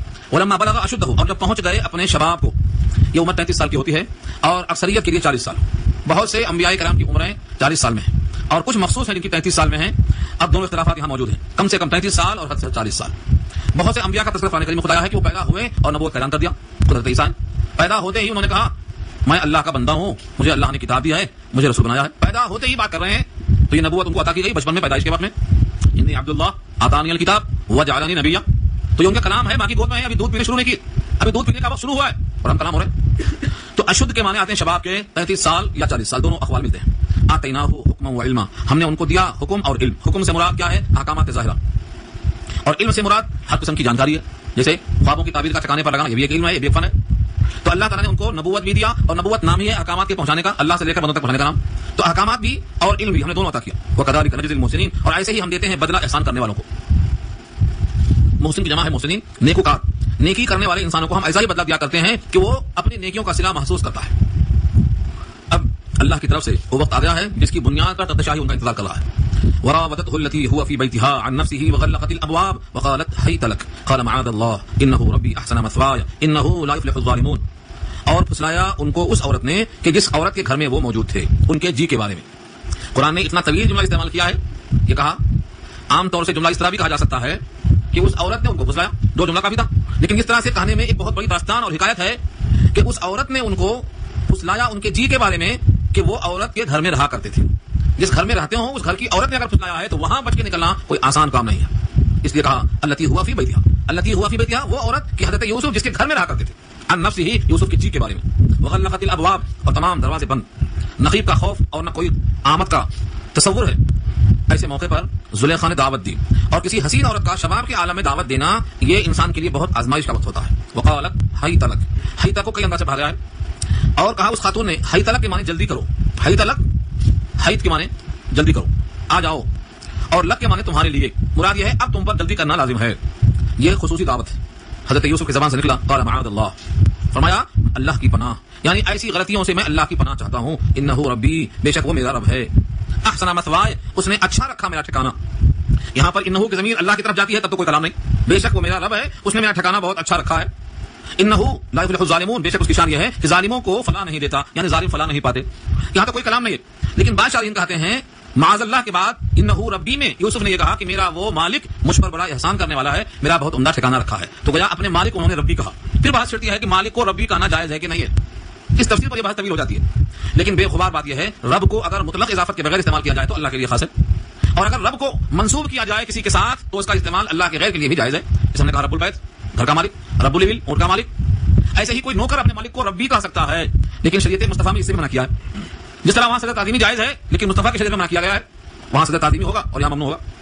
تو کچھ چیزیں ایسی ہیں حالات کی بنا پر اگر اس زمانے میں ربی اضافت کے ساتھ درست تھا تو کوئی کلام نہیں, لیکن بہترین ترکیب یہی ہے کہ ایسی مباحث بجانے کے بجائے وہ طریقہ اختیار کرو جہاں گنجائش نہ ہو بحث کرنے کی. قال معاذ اللہ, اللہ کی پناہ, اللہ کا لفظ یہاں آیا. اب انہ کے ہو کی زمین جو پروناؤن ہے وہ اللہ کی طرف لوٹ جاتی ہے. انہ ربی, بے شک وہ میرا رب ہے. احسن مثوائے, میرا ٹھکانہ اس نے بہت عمدہ کیا, یعنی اس نے عزیز مصر کے دل میں ڈالا کہ ان کے لیے ٹھکانہ اچھا رکھو. دنیا میں سارے کام جتنے اچھے ہوتے ہیں اور حقیقت اللہ نے کروایا. انہ لا یفلح الظالمون, اور بے شک فلاح نہیں پاتے ظالم لوگ. اس سے صریح اشارہ ملتا ہے یہ کہ یہاں انہوں نے اللہ کو ہی رب کہا. لیکن بہت سے مفسرین نے یہاں پر ربی سے مراد عزیز مصری کو لیا ہے. اس شکل میں ربی اضافت کے ساتھ غیر اللہ کے واسطے جائز ہوگا اس زمانے کی شریعت میں. اس زمانے کی شریعت میں اضافت کے ساتھ بھی کسی کو رب کہنا درست نہیں ہے. حدیث میں آتا ہے کوئی مالک اپنے غلام کو عبدی نہ کہے اور کوئی غلام اپنے مالک کو ربی نہ کہے. یہ صراحتاً حدیث میں آ چکا ہے, یہ خصوصیت ہوگی شریعت مصطفیٰ کی. وَلَقَدْ هَمَّتْ بِهِ وَهَمَّ بِهَا لَوْلَا أَن رَأَىٰ بُرْهَانَ رَبِّهِ. یہ آیت قرآن کریم کی ان آیتوں میں سے ہے جس کو مشکلات القرآن میں شمار کیا گیا ہے, یعنی اس کے مفہوم پر بہت طویل بحثیں کی جاتی ہیں. دیکھو زلیخا نے اگر ارادہ کر لیا غلط کام کا تو کوئی نبی نہیں ہے, کوئی ولی نہیں ہے. اس کا غلط ارادہ کرنا کوئی تعجب کی چیز نہیں ہے, وہ تو ایک عورت ہے. لیکن جو اگلا ٹکڑا ہے کہ یوسف نے بھی ارادہ کر لیا, اس ٹکڑے کو اگر صحیح نبھایا نہ گیا تو عصمت نبوت پر حرف آئے گا, کیونکہ انبیاء معصوم ہوتے ہیں اور غلط کام کا عزم کر لینا بھی گناہ ہے, بلکہ عزم ہی کا نام تو گناہ ہے. گناہ لکھا جاتا ہے عزم ہی کرنے پر. اس لیے اس کی توجیہ بہت اہم انداز سے کیا شارح نے. وَلَقَدْ هَمَّتْ بِهِ, اور تحقیق کے زلیخا نے ارادہ پختہ کر لیا تھا یوسف کے ساتھ. وَهَمَّ بِهَا, اور ارادہ یوسف نے بھی کر لیا ہوتا. لولا, اگر نہ دیکھ لیا ہوتا. لولا لگایا وہاں. لولا ایک ایسا لفظ ہے جو ہمارے اردو میں استعمال ہے. میں بھی دب گیا ہوتا اگر میں نے دیوار کو گرتا ہوا نہ دیکھ لیا ہوتا. کیا مطلب؟ چونکہ میں نے دیوار کو گرتا ہوا دیکھ لیا, میں اس میں دبنے سے بچ گیا. میرا دیکھ لینا دبنے سے بچنے کا سبب بن گیا. یہ ہے لولا. اس کو اردو سمجھایا ہم نے. اب وہ انتفاع اول انتفاع ثانی ہماری بات بھی ہے. خلاصہ اس کا یہ. تو لولا کے معنی ارآ برہان ربی, اگر انہوں نے اپنے رب کی برہان نہ دیکھ لیا ہوتا تو یوسف نے بھی زلیخا کے ساتھ ارادہ کر لیا ہوتا. معلوم کیا ہوا؟ رب کی برہان چونکہ دیکھ لیا اس لیے انہوں نے ارادہ نہیں کیا, یعنی ارادہ بھی نہیں کیا انہوں نے. اسی بات سے ہم یہاں پر نہ جیم ہے نہ لام ہے نہ تو ہے, اسٹاپ نہیں ہے, ملا کے پڑھنا ہے آپ کو. وَلَقَدْ هَمَّتْ بِهِ, یہاں جیم بنا اسٹاپ, چلا جانا چلنا جائز, لیکن وہ ہم یہاں کے بعد کوئی اسٹیشن نہیں ہے, آگے پڑھنا ملا کے پڑھنا ہے, سانس چھوڑ کے تو لوٹنا ہے. وَهَمَّ بِهَا لَوْلَا أَن رَأَىٰ بُرْهَانَ رَبِّهِ, اور یوسف بھی زلیخا کے ساتھ ارادہ کرتے اگر انہوں نے اللہ کی برہان کو نہ دیکھ لیا ہوتا. کیونکہ دیکھ لیا برہان, ارادہ نہیں کیا. برہان سے مراد کیا ہے؟ بعض نے کہا اللہ کے احکامات, اللہ کی وعیدیں, اللہ کی سزائیں. بعض نے کہا حضرت یعقوب کو انگلیاں دانت میں دباتے ہوئے دیکھ لیا. بعض اور چیزوں بھی پیش کرتے ہیں. بہرحال رب کی برہان کسی بھی شکل میں آئی ہو, ہمیں اس کی بات میں جانے کے بجائے یہ دیکھنا ہے کہ رب کی برہان دیکھ کر انہوں نے اپنے عزم کو اس طرف سے روک لیا. کذالک لنصرف عنہ السوء والفحشاء, اسی طرح تاکہ ہم پھیر لیں, اسی طرح سے ہم نے پھیرا ہے ان سے برائی کو اور بے حیائی کو. کیوں؟ انہ من عبادنا المخلصین, بے شک وہ ہمارے مخلص بندوں میں سے ہیں. مخلص نہیں کہا, مخلص کا. میں نے پہلے بھی بات کی تھی کہ مخلص کے معنی آتے ہیں جس میں اخلاص ہو, اور مخلص کے معنی جس کو اللہ نے سلیکٹ کر لیا ہو, چن لیا ہو. اللہ کے منتخبہ بندوں میں سے ہیں, بھلا وہاں ایسا ارادہ کیسے ہو سکتا ہے؟ اور ارادہ ہوا بھی تو اللہ ہونے کب دیتے, اور کوئی کام اللہ کی مرضی کے بغیر وجود میں آ ہی نہیں سکتا. انبیاء کا قتل, سب نے سوال کیا کہ پھر انبیاء کا قتل ہو گیا نا, تو اللہ نے کیا چاہا کہ انبیاء کا قتل ہو جائے؟ کیا اللہ نے نبیوں کے قتل کا تحفظ کرنا پسند نہیں کیا یا اس پر قادر نہیں تھے؟ ہم نے کہا اللہ کا ارادہ کیا تھا اس کے بارے میں آپ کو تجسس کی فکر کیوں ہے؟ اللہ کا ارادہ, اللہ کی مشیت اللہ کو معلوم ہے. انبیاء کرام کے لیے اللہ نے کیا فیصلہ کیا ہے؟ حالات الگ الگ ہیں. کسی کو تحفظ دیا عصمت سے. عصمت کا مطلب یہ ہے کہ کوئی گناہ کا وجود ان سے ہو ہی نہیں سکتا. یہ عصمت کا تحفظ ہر ایک نبی کے ساتھ وعدہ ہے. لیکن جسمانی تحفظ کا وعدہ ہر ایک سے نہیں ہے. جن سے ہوا ان کو اللہ نے پورا کیا. بعض انبیاء کرام کو تو انہوں نے چیر دیا. تو برائے ضمنی بحث یہ اللہ تعالیٰ اس پر قادر ہیں کہ وہ جس سے چاہیں اپنے خصوصی منتخب بندوں سے ان برائیوں کو دور کر دیتے ہیں. جب زلیخا نے دیکھا کہ انہوں نے انکار کیا اور دروازے بند ہیں, قفل لگے ہوئے ہیں, حضرت یوسف نے ان سے بچنے کی خاطر رب کی برہان کو دیکھ کر بھاگنا چاہا. واستبق الباب, دروازے کی طرف سبقت کیا تو آگے یوسف پیچھے زلیخا. واستبقا دونوں تسنیہ کا صیغہ ہے, دونوں کے دونوں دوڑے. الباب دروازے کی طرف. وقدت قمیصہ من دبر, اور عورت نے پھاڑ دیا یوسف کی قمیص کو پیچھے سے. ظاہر یوسف آگے بھاگ رہے ہیں اور پیچھے سے کوئی دوڑا کے پکڑتا ہے تو اس کی قمیص ہی پیچھے آئے گی اور قمیص کا پچھلا حصہ آئے گا. قدت قمیصہ من دبر, دبر کے معنی قمیص کا پچھلا حصہ. دروازہ کھلتا چلا گیا. یوسف کی اللہ کی شان دکھائی دی کہ یوسف کا یہ معجزہ ہے. دروازہ مقفل تھا مگر دوڑتے ہی وہ کھلتا چلا گیا. وہ الفیا سجدہ لد الباب, اور پایا دونوں نے اپنے سردار کو, اپنے مالک کو. سجدہ میں ہا کی تسنیہ, ہا کی ضمیر جاتی ہے عورت کی طرف. عورت کے سردار کو یعنی عورت کے خاوند کو پایا کس نے؟ دونوں نے. پہلے یوسف نے پھر زلیخا نے. لد الباب, لدا مانے اندہ, دروازے کے پاس. اب دیکھا آپ نے کہ یوسف آگے ہیں, زلیخا پیچھے ہے. دامن زلیخا نے پھاڑ دیا ہے, یوسف کا دامن پھٹا ہوا ہے. اس حالت میں عورت کیسا بدلتی ہے قرآن کریم نے یہاں اس منظر کو پیش کیا ہے. قالت ما جزاء من اراد باهلك سوءا الا ان يسجن او عذاب الیم.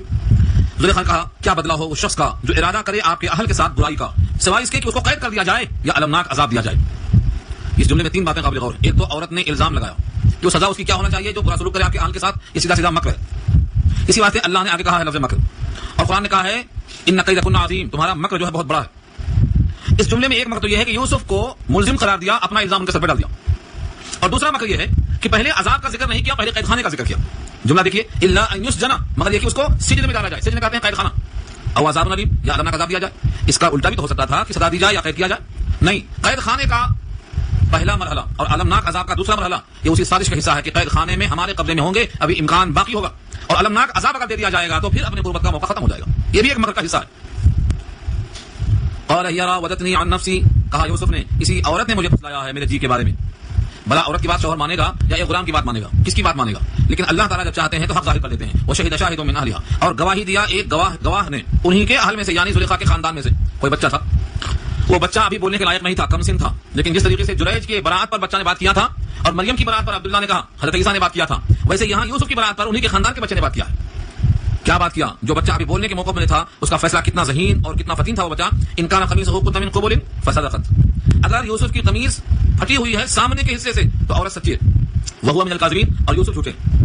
وان کان قمیصہ قد من دبر, اور اگر یوسف کی قمیص پھٹی ہے پچھلے حصے میں فکذبت, تو عورت جھوٹی ہے. وهو من الصادقین, یوسف سچوں میں سے. مدلل تصفیہ کر دیا, اور ایسا تصفیہ کر دیا ہے اس کا بولنا خود ایک معجزہ ہے یوسف کا. اور اس کے بعد جو فیصلہ کیا ہے بے نظیر حکیمانہ انداز سے. اس کے شوہر نے فوراً قمیص کو دیکھا. فلما رأى قمیصہ, جب دیکھا اس نے ان کی قمیص کو, قد من دبر, کہ وہ قمیص تو پھٹی ہوئی ہے پیچھے سے, تو فیصلے کے مطابق ثابت ہو گیا کہ زلیخا کا جھوٹ ہے, یوسف سچے ہیں. قال انه من کیدکن, کہا بے شک شان یہ ہے کہ یہ تمہارا قید ہے. کیدکن, کن کہتے ہیں عورتوں کو, یہ عورتوں کا مکر ہے. قید کے معنی خفیہ سازش, مکر اور منصوبہ, پلاننگ. کسی بھی طریقے سے اپنے مقصد کی تکمیل کو قید کہا جاتا ہے. حضرت یوسف کے ساتھ ان کا یہ قید اور ان کا یہ تدبیری پروگرام تھا کہ یوسف ہمارے قبضے میں آئیں. اور اللہ نے کہا ان کیدکن عظیم, بے شک تمہارا داؤں بہت عظیم ہے, تمہاری تدبیریں بہت زیادہ مضبوط ہیں. قرآن کریم نے کہا ان کید الشیطان کان ضعیفا, شیطان کا داؤں کمزور ہے. اور عورت کے داؤں کے بارے میں ان کیدکن عظیم, تمہارا مکر بہت بڑا ہے. تو ایک معنوں میں عورت کو ذریعہ بنایا ہے شیطان نے اپنے شکار کے لیے, ورنہ عورت کا مکر شیطان کے داؤں سے زیادہ بڑا ہوا ہے. آپ کو شاید یاد ہوگا نبی کریم صلی اللہ علیہ وسلم کے مرض الوفات میں آپ نے کہا کہ ابوبکر سے کو نماز پڑھا دیں, تو صدیقہ عائشہ نے فرمایا کہ ابوبکر کا دل بہت نرم ہے, روئیں گے مسلح پر کھڑے ہو کر اور نماز نہیں پڑھا سکیں گے, آپ یہ حضرت عمر سے کہا دیجیے, ان کا دل مضبوط ہے. آپ نے پھر وہی جملہ کہا, عائشہ نے پھر وہی جواب دیا. ایک بار, دو بار, تین بار جب ایسا ہوا تو حضور نے کہا کہ تم سب یوسف والیاں ہو, جیسے انہوں نے مکر کیا تھا تم بھی مکر کرتی ہو. بولتی یہ ہو کہ تمہارے ابوبکر صدیق کا دل نرم ہے, مسلح پر روئیں گے, اور دل میں یہ ہے کہ اگر مسلح پر وہ کھڑے ہوئے اور حضور کی وفات ہو گئی تو بدشگونی ہو جائے گی. شارحین نے بہت طویل بات کی اس کے اوپر, یہ کیوں ایسا کہا, دل میں خیال کیوں ایسا آیا. حدیث کے الفاظ اتنے ہیں کہ تم یوسف والیاں ہو, یہ حضور نے کیوں کہا جب تک اس قسم کی کوئی بات وہاں نہ ہو, حضور نے ایسا کیوں کہا. اب حضور کے کہنے کی وجہ کو تلاش کرتے ہوئے شارحین نے بہت طویل کلام کیے. تو دیکھا آپ نے جن سے عورت ہونے کی بنا پر بات وہاں تک جاتی ہے. پھر شہاد کا واقعہ بھی اس کی دلیل ہے. کس بات کی دلیل ہے؟ کہ عورت کی یہ فطرت ہوتی ہے کہ وہ اپنے مقصد کی تکمیل کے لیے خفیہ پلاننگ کرتی ہے, اور اتنا مضبوط انداز میں کرتی ہے کہ نبی کو بھی قسم کھانا پڑا. حضرت حفصہ اور عائشہ دونوں نے باہم طے کر لیا, تمہارے پاس آئے تو تم کہو مغافیر کی بو آتی, میرے پاس آئے تو میں کہوں حضور کو بو پسند نہیں تھی. آپ نے قسم کھا لیا, میں نے تو کچھ بھی کھایا نہیں, شاید کھایا ہے زینب کیا, اب نہیں کھاؤں گا, اور میں قسم کھاتا ہوں کہ آئندہ نہیں کھاؤں گا. تم ان کو اس بات کو ظاہر نہیں کرنا, ورنہ تکلیف ہوگی. یہ کیا ہے ترکیب ہے؟ یہ پورا واقعہ سورۃ تحریم میں ہے, قرآن کی آیت نازل ہو گئی. اور مرض الوفات میں حضرت عائشہ کا یہ جملہ اس پر حضور کا یہ تبصرہ بہت واضح پیغام دیتا ہے۔ اس کا مطلب یہ ہوا کہ آدمی کو چاہیے ایسے موقع ہرگز نہ دے۔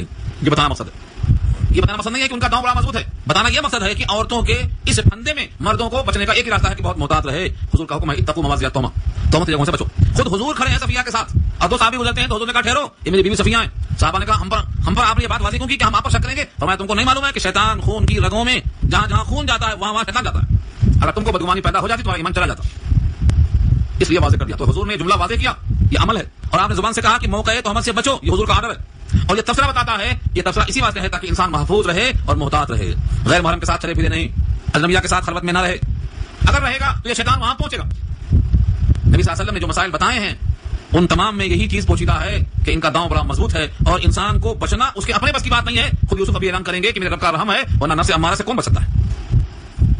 حضرت یوسف کی اس بات کو سمجھ گیا عزیز مصر، اور اس نے یوسف سے مخاطب ہو کر کہا یوسف اعرض عن ھذا، یوسف اس سے اعراض کر جاؤ، اے یوسف اس سے اعراض کر جاؤ، یعنی اس واقعے کو بھول جاؤ، اور یہ نہیں کہا کہ تم سچے ہو، بس یہ کہا کہ اس کو تم بھول جاؤ، اعراض کر جاؤ۔ اس کا مطلب اشارہ یہ ہے کہ تمہارا حق تم کو ملنا چاہیے مگر ہم اس کا مناسب انتظام کریں گے۔ چنانچہ آگے خود مخاطب ہوا واستغفری، صیغہ مؤنث کا ہے، صیغہ واحد مذکر حاضر مؤنث ہے، اور اس سے کہا واستغفری لذنبکی، تم اپنے گناہوں پر اللہ سے بخشش طلب کرو۔ یہ جملہ بتا رہا ہے کہ اس کا فیصلہ صاف ہے۔ یوسف سے کہا کہ اس واقعے کو بھول جاؤ، اس سے اعراض کر جاؤ، اور اپنی عورت سے کہا کہ تم اپنے گناہوں کو اپنے رب سے بخشواؤ۔ انکی کنتی من الخاطئین، بے شک تو ہی ہے خطا کاروں میں سے، خطا کاروں میں سے تو ہی ہے، اس لیے تجھے اپنی خطائیں اپنے رب سے بخشوانا چاہیے۔ یہ تمثیل بہت واضح کر دیا۔ یہاں سے یہ بات معلوم ہوئی کہ حضرت یوسف علیہ السلام پر اللہ کی عنایت شروع دن سے کیسا رہی کہ ایک ایک لمحہ آپ پر توجہ رہی۔ نبی کریم صلی اللہ علیہ وسلم کو مکے والوں نے جس طرح ستایا ہے، یہ پورا سورہ ان کے واسطے نازل کر کے بتانا مقصود ہے کہ یوسف کا جو مقام تھا وہ ان کو مل کے رہا، مخالفت نے کچھ بگاڑا نہیں، بس مکے والے کتنا بھی مخالفت کر لیں جو آپ کا مقام ہے وہ آپ کو مل کے رہے گا، اور اس میں کسی قسم سے کسی کے بس کی بات نہیں ہے کہ وہ آپ کا موقف تبدیل کر سکے۔ چنانچہ یوسف کا تخت شاہی پر ملنا، خواہ کی تعبیر کا حاصل کرنا، اور نبی کریم صلی اللہ علیہ وسلم کا مکے سے نکل کر مدینہ پہنچ کر کے مکے کو پھر دوبارہ فتح کرنا، یہ مماثلت ہے۔ اسی واسطے واقعہ سنایا گیا مکے والوں کو۔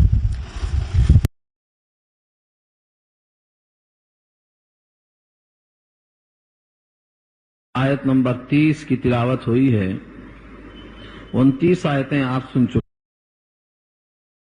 خاکہ یہ ہے کہ اللہ تعالیٰ نے حضرت یوسف کا پورا واقعہ مرتب انداز میں پیش کیا ہے، جس میں بے شمار نصیحتیں اور عبرت کی باتیں ملتی ہیں۔ ان کو اللہ نے کنویں سے تخت شاہی پر بٹھا دیا، اور ملک مصر میں عزیز مصر کے گھر میں ان کو رہائش گاہ عطا فرمائی، اس طرح زمین میں تمکن بخشا۔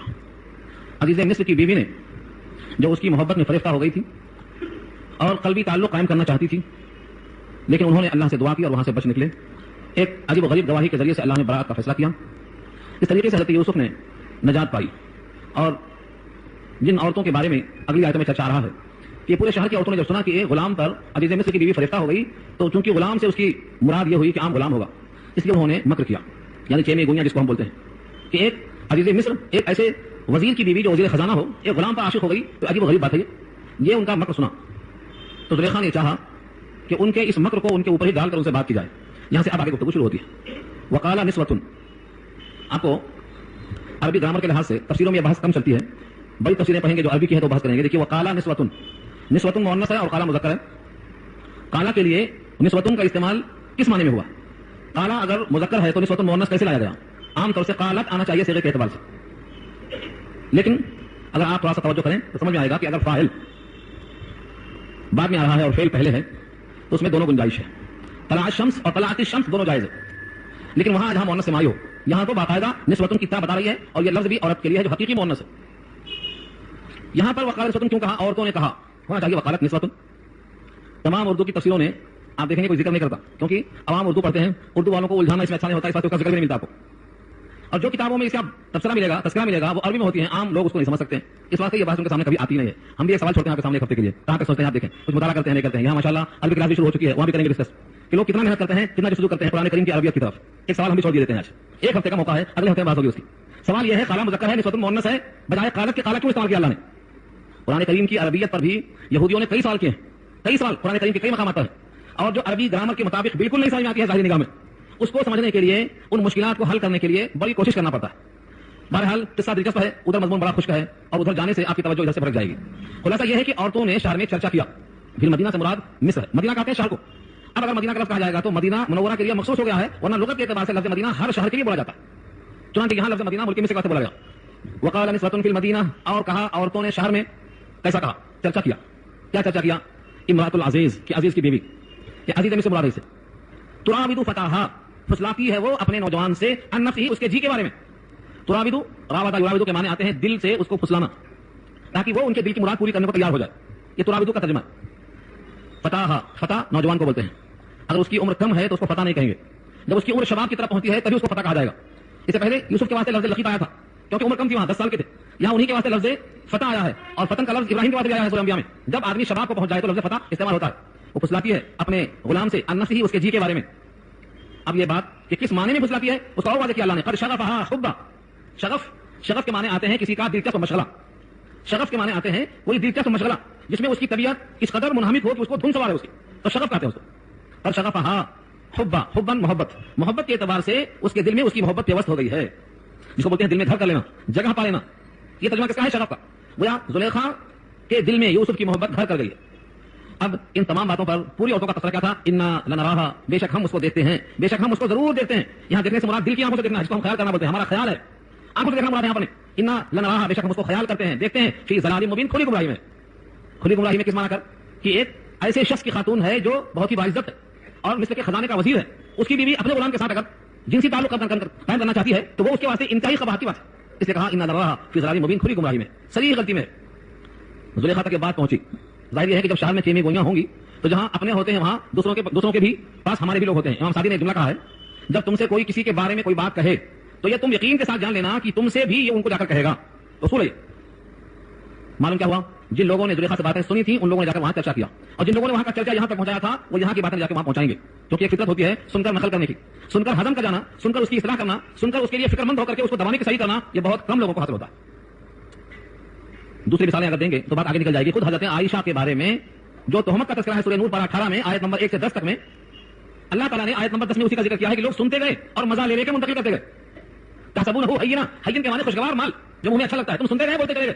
وہ عند اللہ عظیم، حالانکہ وہ بات اللہ کے ہاں بہت بڑی تھی. تو جیسے وہاں سنتے گئے کہتے گئے، یہاں بھی ایسا ہوا، سنتے گئے کہتے گئے. فلما سمعت بمکرہن، جب سنا زلیخا نے ان کے مکر کو. لفظ مکر استعمال کیا اللہ نے غیبت کے لیے. کیوں کہا؟ یہ تو کوئی مکر نہیں ہے. مکر کہتے ہیں سازش کو، پلاننگ کو، خفیہ منصوبے کو. ان عورتوں نے تو پلان تو نہیں کیا تھا، زلیخا اور یوسف کے بارے میں چینی گوئیاں کی تھی، تذکرہ کیا تھا، لیکن کسی کے بارے میں خفیہ بات کرنا یہ اللہ نے اس کو مکر ثابت کیا. اس سے معلوم یہ ہوا کہ جب کوئی کسی کے بارے میں خفیہ رائے زنی کرتا ہے تو یقیناً وہ مکر ہے. اور غیبت اسی کو کہتے ہیں کہ اگر وہ بات سن لے تو اس کو تکلیف ہو. جن باتوں سے کسی کو تکلیف ہو اس کے بارے میں چپکے سے ایسی بات کرنا، یہی تو غیبت ہے. صحابہ نے پوچھا اے اللہ کے نبی اگر اس میں واقعتاً وہ خرابی ہے تو؟ فرمایا تبھی تو غیبت ہے، اگر وہ خرابی نہیں ہے تب تو وہ تہمت ہے. تو ان تمام عورتوں کا یہ کہنا انا لنراہا فی ضلال مبین، یہ کھلی گمراہی میں، یہ تذکرہ کیا ہے؟ یہ غیبت ہے. اور اگر یہ حقیقت پر ہے تب غیبت ہے، ورنہ پھر تہمت ہے. اسی واسطے اس کو انہوں نے مکر ثابت کیا. فلما سمعت بمکرہن، جب سنا زلیخا نے ان عورتوں کے مکر کو، ارسلت الیہن، ان سب کو بلا بھیجا. ارسلت بھیجا ان کی طرف، خالی بھیجا ان کی طرف نہیں، ان کو بلا بھیجا. ہمارے پاس اردو میں استعمال ہے بلا بھیجا، یعنی کسی کو بھیجا کہ بلا کے لاؤ، اس کو بلا بھیجنا بولتے ہیں. بالکل یہ ترجمہ یہاں بھی ہے. ارسلت الیہن، ان سب کو بلا، پہلے بھیجا کہ بلا کے لاؤ. واعتدت لهن متکئا، اور تیار کیا ان تمام کے واسطے مسند. متکئا تکیہ سے، تکیہ اردو میں جانتے ہیں اس تکیے کو بولتے ہیں جس پر ٹیکا لگایا جائے بیٹھے ہوئے. لیتے وقت جو رہتے ہیں گردن کے نیچے وہ نہیں ہے متکئا، وہ تو وسادہ ہے. وسادہ سر رکھ کے سونے کے واسطے چپٹا ہوتا ہو. یہ متکئا تکیہ ٹیکا لگانا جو ذرا موٹا ہوتا ہے، آج کل اس کو گاؤں تکیہ کہا جاتا ہے. یہ وہی ہے متکئا مسند. تیار کر دیا ان تمام کو، ایسا بیٹھا دیا کہ ٹیکا لگا کر سکون سے بیٹھ سکے. واعتدت تیار کیا لہن ان سب کے لیے متکئا ٹیکا لگانے کی جگہ، مراد ہے مسند. وآتت اور دیا کل واحدۃ منہن سکینہ، سکین کے معنی چھری، کاٹنے کا ذریعہ. ان میں سے ہر ایک کو ایک چھری دیا. قرآن کریم کے لفظوں میں اتنی لطافت ہے، آگے اس چھری سے وہ اپنے ہاتھ کاٹ لیں گے، ذکر نہیں ہے، لیکن سمجھ میں آتا ہے کہ چھری کو دیا. کھانے کے موقع پر چھری دینے کا مطلب کہا ہر ایک کو کھانے کی چیزیں دی. کچھ کھانے کے آئٹم ایسے بھی دیے جو ہاتھوں سے کھائے جاتے نہیں بغیر کاٹے ہوئے. چاقو بھی دیا صاحب، کاٹو اب کھاؤ. اور دل میں یہ رکھا کہ یوسف کو دیکھنے کے بعد پھلیں کاٹنے کے لائق رہتی ہیں یا اپنے ہاتھ کاٹ لیتی ہیں. یعنی غفلت اور سکتے میں جب انسان کوئی چیز ایسی دیکھتا ہے جس میں منہمک ہو جاتا ہے، توجہ اس پر کری جاتی ہے، تو غفلت میں ہاتھ کٹ جاتا ہے. اور یہی یہاں مقصد تھا. چھری کو بظاہر دے دیا کہ پھلیں کھائیں اور کاٹیں. وآتت کل واحدۃ منہن سکینہ، اور دیا ان میں سے ہر ایک کو ایک ایک چھری. سکینہ میں جو تنوین ہے یہ برائے تنکیر ہے، ہر ایک کو ایک ایک چھری دے دیا. وقالت اور کہا اخرج علیہن، نکلو ان پر. یہاں لکھا ہے حضرت یوسف کو اگر معلوم ہوتا کہ میرے جلوہ کو آج نمائش کی آ رہی ہے تو شاید باہر نہیں آتے. تو ان کو خبر ہی نہیں. ان کو تو زلیخا نے جن کی نگرانی میں وہ تھے، جن کے کہنے سے اندر باہر جانا آنا معمول کی بات تھی، سمجھا ہوگا کسی کام سے بلایا ہے، باہر نکلو. باہر نکلے. علیہن، ان پر باہر نکلو. قرآن کریم کے لفظوں میں اشارہ یہ ہے کہ ان کی نکلنے کی وجہ تو یہ غفلت تھی، عام معمول تھا جب آئے چلے گئے. لیکن زلیخا نے جو بلایا اخرج کا کر، اخرج علیہن، ان پر نکلو، مطلب یہ ہے کہ ان پر ظاہر ہو، ان پر طلوع ہو. جیسے حضرت یوسف باہر تشریف لائے، فلما رأینہ اکبرنہ، جب ان تمام عورتوں نے یوسف کو دیکھا، اکبرنہ تو اس کو بہت بڑا سمجھا. اکبر اردو میں استعمال ہے اللہ اکبر. اکبر سے اکبرنا جمع کا صیغہ ہے مؤنث کے لیے. حضرت یوسف کو انہوں نے سب سے بڑا سمجھا، یا جتنا چرچا سنا تھا اس چرچے سے زیادہ بڑا سمجھا، یا جتنا توقع تھی حسین ہونے کی اس سے زیادہ بڑا سمجھا. پھر وہ ہو سکتے ہیں اس کے. یا جتنا ایک غلام حیثیت رکھ سکتا ہے اس سے بڑا سمجھا. جیسے ان پر نگاہ پڑتی ہے فلما رأینہ اکبرنہ، ان کو بہت بڑا سمجھا. وقطعن ایدیہن، اور کاٹ لیا ان سب نے اپنے اپنے ہاتھوں کو. یہاں انگلیاں کاٹنے کا ذکر نہیں ہے، لفظ ید ہے، ید مانے ہاتھ، جمع اس کی ایدی آتی ہے. ایدیہن، انہوں نے اپنے ہاتھوں کو کاٹ لیا. اکثر شارحین کہتے ہیں انگلیاں کاٹ لی، یہاں کوئی لفظ نہیں انگلیوں کے واسطے. انگلیوں کے واسطے لفظ انملہ آتا ہے، پور آتے ہیں، اصابع آتے ہیں، لیکن یہاں نہ اصابع ہے، نہ اسبوع ہے، نہ انملہ ہے، نہ انامل ہے، کوئی لفظ نہیں جہاں پر اشارہ ہو ہاتھ کے بجائے انگلیاں کاٹ لیا، ہاتھ کاٹ لیے. لیکن بالعموم چھری سے جب ہاتھ کٹتا ہے تو محاورے میں ہاتھ کٹنا ہی بولتے ہیں، لیکن کٹتی ہے انگلی. کسی بھی خاتون نے کچن میں یا پھلوں کے کاٹنے میں یا سلاد بنانے میں ہاتھ کاٹ لیا بولتے ہیں، لیکن کٹا کیا؟ انگلی کٹتی ہے. تو کٹنے کو تو انگلی کٹے گی، لیکن استعمال میں ہاتھ کٹنا ہی استعمال ہوتا ہے. قرآن کریم نے عام محاورے کے حساب سے لفظ ایدی استعمال کیا ہے. وقطعن ایدیہن، اور ان سب نے ہاتھ کاٹ لیے. وقلنا، اور کہہ پڑی، بول پڑی، حاشا للہ. حاشا للہ کلمہ تعجب ہے. جب کوئی چیز بہت بڑی ہوتی ہے حیرت کے اعتبار سے، تعجب کے اعتبار سے، تو حاشا للہ کہتے ہیں. جیسے ہمارے پاس کوئی چیز ہے تو ماشاء اللہ بولتے ہیں، ماشاء اللہ. ایسے یہاں حاشا للہ یعنی حیرانی کا جملہ ہے. ما ھذا الا ما ھذا بشرا، نہیں ہے یہ بشر، یہ بشر نہیں ہے. پھر کیا ہے؟ ان ھذا الا ملک کریم، نہیں ہے یہ مگر ایک فرشتہ، وہ بھی معزز فرشتہ، عام فرشتہ بھی نہیں، کیونکہ ملک کی صفت کریم اللہ ہے، اور کریم کے معنی معزز. اول تو فرشتہ کریم ہی ہوتا ہے، پھر ان فرشتوں میں بھی معزز و محترم. عورتوں کو فرشتہ کریم ہوتا ہے کیسے معلوم ہوا؟ کسی عورت نے کیا فرشتے کو دیکھا ہے؟ کسی عورت نے فرشتے کو فرشتے کی شکل میں بھی نہیں دیکھا، کسی فرشتے کو مرد کی شکل میں بھی نہیں دیکھا. پھر یہ یوسف کو فرشتہ کیسے کہا؟ کیا فرشتہ انسان کی طرح ہوتا ہے، انسانوں کی شکل میں ہوتا ہے؟ قرآن کریم کا اسلوب ہے یہ. جب بھی کوئی آدمی کسی سے متاثر ہوتا ہے، اس کی پاکیزگی سے، اس کے تقدس سے، اس کی خوبی سے، تو اس کے ذریعے جب متاثر ہوتا ہے تو اس کو بولتا ہے کہ انسان ہے تو فرشتہ ہے. مثال بولتے ہیں تو انسان نہیں ہے، دیوتا ہے. کوئی دیوتا کہتا ہے تو کوئی فرشتہ کہتا ہے. یہ انتہائی تقدس، بزرگی، احترام کا اظہار کا ذریعہ ہے. ورنہ کون ہے جس نے فرشتوں کو دیکھا ہے؟ حضرت مریم ہیں جنہوں نے فرشتوں کو دیکھا ہے، جو مرد بن کے باتھ روم میں آیا تھا، مرد بن کے آیا تھا، جس کا ذکر سورہ مریم میں اللہ نے کیا ہے، فتمثل لها بشرا سویا، بشرا کامل مرد بن کے آیا جبریل. تو مریم نے دیکھا. اور غار حرا میں حضور کو دبانے والا فرشتہ، یہ بھی حضور کو دکھائی دیا. غار حرا میں آتے ہوئے راستے میں دکھائی دیا، جس کا ذکر قاب قوسین میں آیا ہے سورہ نجم کے اندر. ورنہ کس کو لگا تھا فرشتہ؟ تو فرشتہ نظر نہیں آتا، یہ محاورہ ہے کہ نہیں ہے یہ شخص مگر ایک معزز فرشتہ، یہ آدمی ہے ہی نہیں. اس آیت کو سامنے رکھ کر ایک محاورہ استعمال ہوتا ہے کہ اہل عرب نے نبی صلی اللہ علیہ وسلم پر ایمان لا کر گردنیں کٹوا دی، اور یوسف کے حسن کو دیکھ کر عورتوں نے انگلیاں اور ہاتھ کٹوا دیے. لیکن دونوں میں فرق یہ ہے کہ ان عورتوں نے ہاتھ تو کاٹ لیا مگر ایمان نہیں لائی، لیکن نبی صلی اللہ علیہ وسلم پر کفار قریش نے ایمان لا کر آپ کے مشن کو قبول کیا، پھر گردنیں کٹوا دی. تو وہاں حسن تھا، یہاں جمال ہے.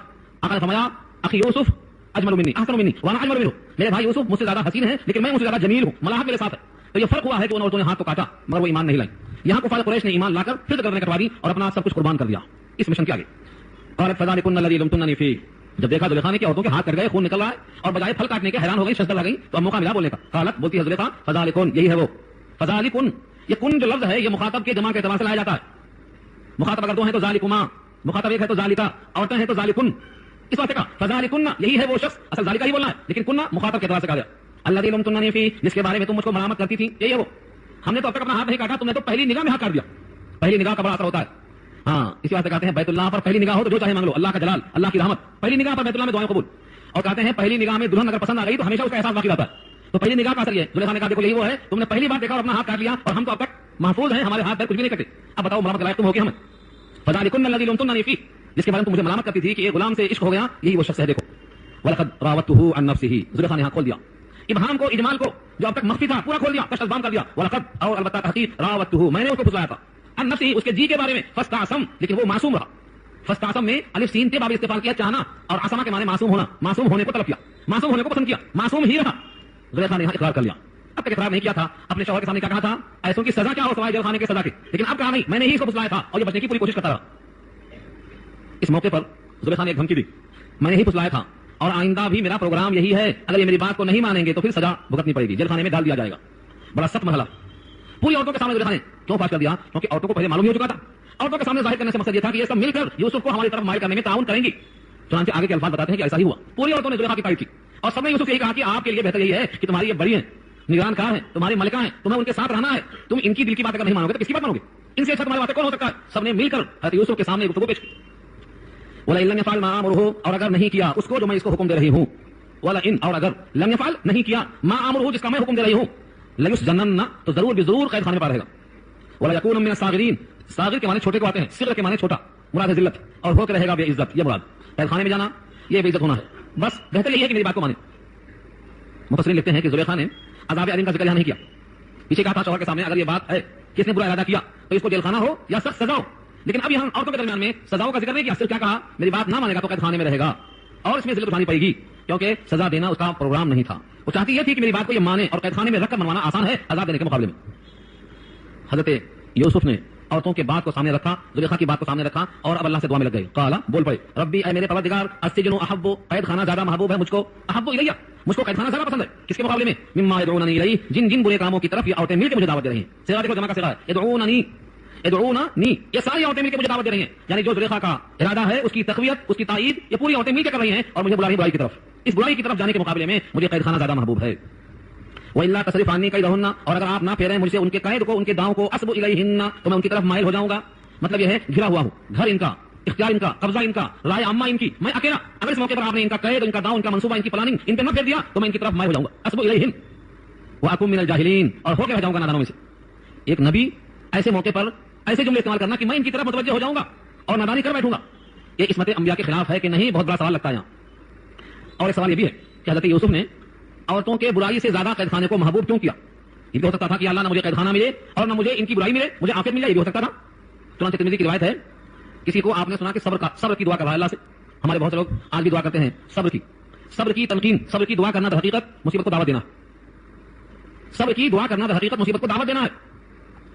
صبر و ثبت اقدامنا, یہ صبر کا جو لگایا ہے وہ ثابت قدمی کے معنی میں اس وقت ہے جب میدان کارزار میں ہے, یہاں سے بھاگنا نہیں, قدم جما دینا. عام مسلمانوں کو صبر کی دعا نہیں کرنا چاہیے بلکہ عافیت کی دعا کرنا چاہیے, عافیت کی. ترمذی کی روایت موجود ہے, اسی آیت کے ذیل میں لکھا ہے کہ نبی صلی اللہ علیہ وسلم فرماتے تھے اللہ سے عافیت مانگو. دو مصیبت سامنے ہے, ایک جیل خانہ ہے, ایک برا عمل ہے. ان دو میں تقابل مت کرو کہ اس برائی سے یہ برائی مجھے اچھی لگتی ہے, نہیں, ان دو برائیوں سے مجھے عافیت اچھی لگتی ہے. عافیت کی دعا کرنا. چنانچہ حضرت عائشہ کی دعا منقول ہے, اے حضور, اے اللہ کے رسول, اگر مجھے شب قدر مل جائے تو کیا مانگوں؟ تو کہا یوں کہو, اللہم انک عفو تحب العفو فاعف عنی, معافی کی دعا کرو. ایک مقام فرمایا عافیت کی طرح مانگو, اللہم انا نسألک العفو والعافیہ والمعافاۃ الدائمہ فی الدین والدنیا والآخرہ. ہر جگہ عافیت ہی مانگا, دنیا میں, دین میں, آخرت میں عافیت, یعنی نہ یہ مصیبت نہ یہ مصیبت, تو اللہ اس پر قادر ہے. لیکن لکھا ہے حضرت یوسف ان عورتوں کے مکر سے اس قدر مزمحل ہو گئے تھے کہ یہ کہا کہ قید خانہ بھی اس کے مقابلے میں بہتر ہے, کم سے کم اس پر کوئی سزا تو نہیں ہوگی اللہ کی طرف سے, یہاں تو سزاؤں کا اندیشہ. رہا عصمت انبیاء کی, انبیاء معصوم ہوتے ہیں, ان سے یہ خطائیں ہو ہی نہیں سکتی ہیں, لیکن اسباب پر اور اسباب کی رکاوٹوں کو دیکھ کر انہوں نے اللہ کی طرف توجہ فرمایا کہ اس عصمت میں تعاون اللہ سے ہی ممکن ہے, کیونکہ ہر طرف سے بندہ گھرا ہوا ہے اور ہر طرف سے غلطی کا امکان ہے. اس لیے جب بندے کو اللہ کی عافیت مل جاتی ہے تو برائی سے بچ سکتا ہے. اس بات سے کہا اسب الیہن واکم من الجاہلین, اگر آپ نے مجھے نہیں روکا تو میں ان کی طرف مائل ہو جاؤں گا, ان کے داؤں پیش کو برداشت نہ کر سکوں گا اور ہو جاؤں گا نادانوں میں سے, نادانی والا کام کر بیٹھوں گا. مفسر لکھتے ہیں یہاں سے کہ جب بندہ ہر طرف سے مایوس ہو جائے, کوئی راستہ نظر نہ آئے, تو اس کو چاہیے اللہ کی طرف متوجہ ہو جائے, اللہ راستے کو آسان کر دیتے. چنانچہ صاحب کیا ہوا, فاستجاب له ربه, ان کے رب نے ان کی دعا قبول کر لیا. فاستجاب, قبول کر لیا ان کے لیے ان کے رب نے کیا دعا قبول کر لیا کہ اب زلیخا کے شر سے ان کو بچانا ہے اور اس برائی کے مقابلے میں جیل خانہ محبوب ہے تو وہاں کا انتظام کرنا ہے. فصرف عنہ کیدہن, اللہ نے پھیر دیا ان سے ان کے قید کو, ان کے داؤں کو. انہ هو السمیع العلیم, بے شک وہ سننے والا اور جاننے والا ہے.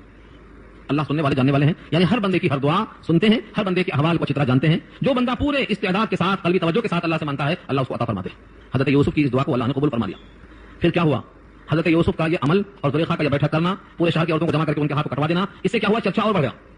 حدیث میں کہا کہ یہ چرچا بڑھنے سے بہتر یہ ہے اگر یوسف پاک دامن ہے, لیکن اب گھر میں ان کو رکھنا مزید موقع فراہم کرنے کے مترادف ہوگا. حکمت کا تقاضا یہ ہے کہ ان کو زلیخا سے الگ کر دیا جائے تاکہ نہ رہے بات نہ بجے بانسری. چنانچہ اگلی آیت میں اللہ نے فرمایا ثم بدا لهم, پھر ظاہر ہوا ان کے لیے من بعد ما رأوا الآیات, بعد اس کے کہ انہوں نے نشانیوں کو دیکھا. آیات, نشانیاں, قرائن, ایک تو بچے کی گواہی, دوسرے کرتے کا پھٹنا, تیسرے دروازہ کھل جانا خود بخود. ایسی تمام چیزوں کو نشانیوں کے طور پر دیکھا, جن میں سے نے تو پہچان لیا کہ عورت کا مکر ہے, ان کیدکن عظیم, اور آخر میں فیصلہ یہ کیا لیسجنن, کہ اب ضرور بہتر یہ ہے کہ ان کو کچھ قید خانے میں رکھ دیا جائے. سجن کے بہتر ہے کب تک کے لیے, حتی حین, ایک وقت مقررہ تک. یہ وقت مقررہ کیا ہے, اللہ کے علم ہے کہ اللہ نے کب تک کا فیصلہ کر لیا. اللہ کی مرضی کہ کبھی قید خانہ بھی ذریعہ بن جاتا ہے اظہار کا اور براءت کا, اور اپنی باتوں کو کہنے اور سننے کا موقع مل جاتا ہے.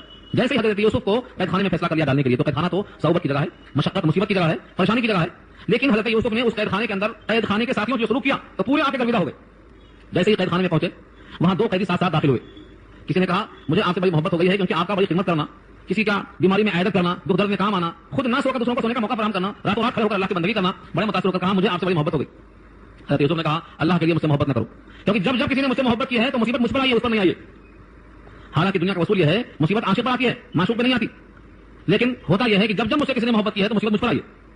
حالانکہ عاشق کا عشق نمبر 2 پہ ہوتا ہے, پہلی محبت کی اینٹ معشوق کے اندر پیدا ہوتی ہے. علامہ سعدی کہتے ہیں خشت اول در دل معشوق پیدا میشور, معشوق کے دل میں محبت کی پہلی اینٹ لگتی ہے, تب جا کے اس کا عاشق پروانہ جاتا. جب تک پروانہ شمع کو نہ پائے گا تو کس میں شور ہوگا. پہلے شمع جلتی ہے, اپنے جلنے سے روشنی کا اظہار کرتی ہے, تب پروانہ جلتا ہے. ہاں, تانا سودت شمع کہ پروانہ شیدا میشور, عشق اول در دل معشوق پیدا میشور. شمع پہلے جلتی ہے تب پروانہ آگے جلتا ہے. پہلے معشوق کے دل سے کچھ ایسی کرنیں پھوٹتی ہیں تب جا کے عاشق رفتہ ہوتا ہے. حضرت یوسف نے راتوں میں محنت کی, خدمت کی, عیادت کی, حسن سلوک کیا, اچھے اخلاق کا مظاہرہ کیا, یہی تو ہے شمع, تب جا کے وہ رفتہ ہو گئے. اگر آدمی کھردرا ہے, اکڑ ہے, بدمزاج ہے, بد اخلاق ہے, تو ان سے متاثر کون ہوگا, ان سے قریب کون جائے گا. کہا ایسا کیوں کر رہے ہیں آپ کی محبت سے مصیبت آتی ہے؟ کہا بچپن میں میری پھوپھی نے محبت کیا تھا. اس کا طویل ہے, میں یہ چوری کی بحث میں انشاءاللہ بتاؤں گا آپ کو, آگے آ رہی چوری کی بحث. بچپن میں ان کی پھوپھی نے محبت کی تھی اپنے پاس روک لینے کے لیے. کیا کرتی؟ تو ان پہ چوری کا الزام لگایا, کیونکہ اس وقت دستور تھا کہ جو چور ہوتا ہے اس کو چوری کے عوض میں اپنے پاس روکنے کا حق بن جاتا تھا. تو کیا چرایا ہے؟ کہا کمر بند چلا لیا ہے, کمر بند, پٹکا بند. بچپن کا واقعہ. آگے جب بنیامین کے سامان میں برتن نکلے گا تو بھائی لوگ کہیں گے یوسف نے بھی ایسی چوری کی تھی. تو وہاں کون سی چوری مراد ہے؟ یہی چوری ہے جو پھوپھی نے لگایا تھا الزام. تو پھوپھی نے محبت کی تھی تو الزام لگا چوری کا. اس کے بعد ابا نے محبت کی تو کنویں میں ڈال دیے گئے, فراق ہوا, غلامی بنائی گئی, غلام بنا کر بیچے گئے. اس کے بعد زلیخا نے محبت کیا تو جیلخانے میں آ گئے. اب تم محبت کر کے کہاں جانا چاہتے ہیں مجھے؟ تم محبت کرو خدا کے واسطے. تو جب کوئی مجھ سے محبت کرتا ہے تو یہ آفت آتی ہے, اب تم محبت مت کرو, بس حسن سلوک کافی ہے. یہاں سے اللہ تعالیٰ اس واقعے کو بیان کرتے ہیں. ودخل معه السجن فتيان, اور داخل ہوئے ان کے ساتھ قید خانے میں دو نوجوان. داخل ہوئے معه ان کے ساتھ السجن قید خانے میں فتيان دو نوجوان. اوپر ان کو فتح کہا تھا, یہاں فتيان تسنیہ ہے اس کی, دو نوجوان داخل ہوئے. یہ دو میں سے ایک بہت قریب ہو گیا جس نے ایسا کہا تھا. اس کا قول محبت کا ابن کثیر نے نقل کیا ہے, آیتوں میں نہیں ہے, آیتوں میں نہیں ہے وہ محبت کا تفسیر, وہ ابن کثیر نقل کرتے ہیں. ان نوجوانوں نے حضرت یوسف کو دیکھا کہ بہت نیک ہیں, بڑی ہمدردی کرتے ہیں, تو کہا ان کو آخر چیک تو کرو صحیح بزرگ ہیں کہ نہیں, کہیں ان کو امتحان لیا. حضرت ابن عباس کہتے ہیں کہ واقعتاً خواب دیکھا, لیکن حضرت ابن مسعود فرماتے ہیں کہ خواب نہیں دیکھا بلکہ فرض خواب گڑھ کے بیان کیا تاکہ ان کی بزرگی کا امتحان لیا جا سکے. ابن مسعود کے قول کے مطابق خواب نہیں تھا, گڑھا ہوا خواب تھا, اور ابن عباس کے قول کے مطابق واقعتاً خواب دیکھا تھا. تفصیلی روایتیں. قال احدهما, ان میں سے ایک نے کہا, دو نوجوانوں میں سے ایک نے کہا, انی ارانی اعصر خمرا, میں دیکھ رہا ہوں کہ میں شراب نچوڑ رہا ہوں. خواب میں کیا دیکھتا ہوں؟ ارانی سے مراد مجھے دکھلایا گیا خواب میں اعصر کہ میں نچوڑ رہا ہوں خمرن شراب. وقال الاخر, اور دوسرے نے کہا, انی ارانی, میں خواب میں اپنے آپ کو دیکھتا ہوں, احمل فوق راسي خبزا, کہ میرے سر پر لادے لادے پھرتا ہوں روٹی کا ٹوکرا. خبزن روٹی, فوق راسي میرے سر کے اوپر, احمل لاد کے چلتا ہوں, روٹیوں کا ایک بہت بڑا ٹوکرا ہے بس میں لے کے چلتا ہوں, اور پرندے اس میں سے کھا رہے ہیں, تاکل الطير, کھا کے جا رہے ہیں اس میں سے پرندے. منه مراد اسی ٹوکرے سے, اسی روٹی سے. خواب کی تعبیر سمجھ میں آ گئی. انہوں نے کہا نبئنا, ہمیں بتائیے, ہمیں خوابوں کی تعبیر بتائیے. بتأویلہ, ان خوابوں کا صحیح مطلب کیا ہے, ان خوابوں کی تعبیر کیا ہے. لکھا شارحین نے کہ یہ دونوں قیدی عام قیدی نہیں تھے. ایک تھا بادشاہ کا ساقی جو پانی پلایا کرتا تھا, اور ایک تھا بادشاہ کا باورچی جو روٹی پکایا کرتا تھا, کھانا پکایا کرتا تھا. ان دونوں پہ الزام یہ تھا کہ ان دونوں نے بادشاہ کو زہر دے کر مارنے کی فکر کی تھی. اس الزام کے تحت قید خانے میں بہت رہے, تحقیق جاری ہے, تحقیق چلتی جا رہی ہے. تو ایک نے خواب دیکھا کہ میں نچوڑ رہا ہوں, یوسف نے کہا کہ یہ نچوڑنے والا پھر نچوڑے گا, مطلب بحال ہو جائے گا. اور جس نے کہا میرے سر پہ روٹی کا ٹکڑا ہے, ٹکڑا ہے, ٹکڑا نہیں ٹکڑا, اور پرندے اس میں سکھا رہے ہیں, سمجھ میں آ گیا کہ اس کی پھانسی ہوگی اور کھوپڑی اس کی پرندے کھائیں گے. کے کتنا آسان ہے تعبیر, فن ہے لیکن متعین نہیں کیا. حضرت یوسف کو انہوں نے خواب کی تعبیر پوچھا, نبئنا بتاویلہ, ہمیں اس خواب کی تعبیر بتائیے کیا. آگے کہا انا نراک من المحسنین, بے شک ہم آپ کو محسنین میں سے خیال کرتے ہیں, نیکوکار خیال کرتے ہیں, آپ ہم پر احسان کرنے والے ہیں, ہمیں اس کی تعبیر بتائیے کیا. حضرت یوسف نے ان کی تعبیر بتانے سے پہلے ایک معجزے کا ذکر کیا. معجزہ کیا تھا؟ کہا دیکھو تم دونوں کے پاس جو کھانا آتا ہے, چاہے گھر سے آتا ہو چاہے قید خانے والے بھیجتے ہو, کھانا کیسا آتا ہے, کتنا آتا ہے, اور کس قسم کا آتا ہے, کھانا آنے سے پہلے ہم بتا دیں گے کھانا ایسا آ رہا ہے.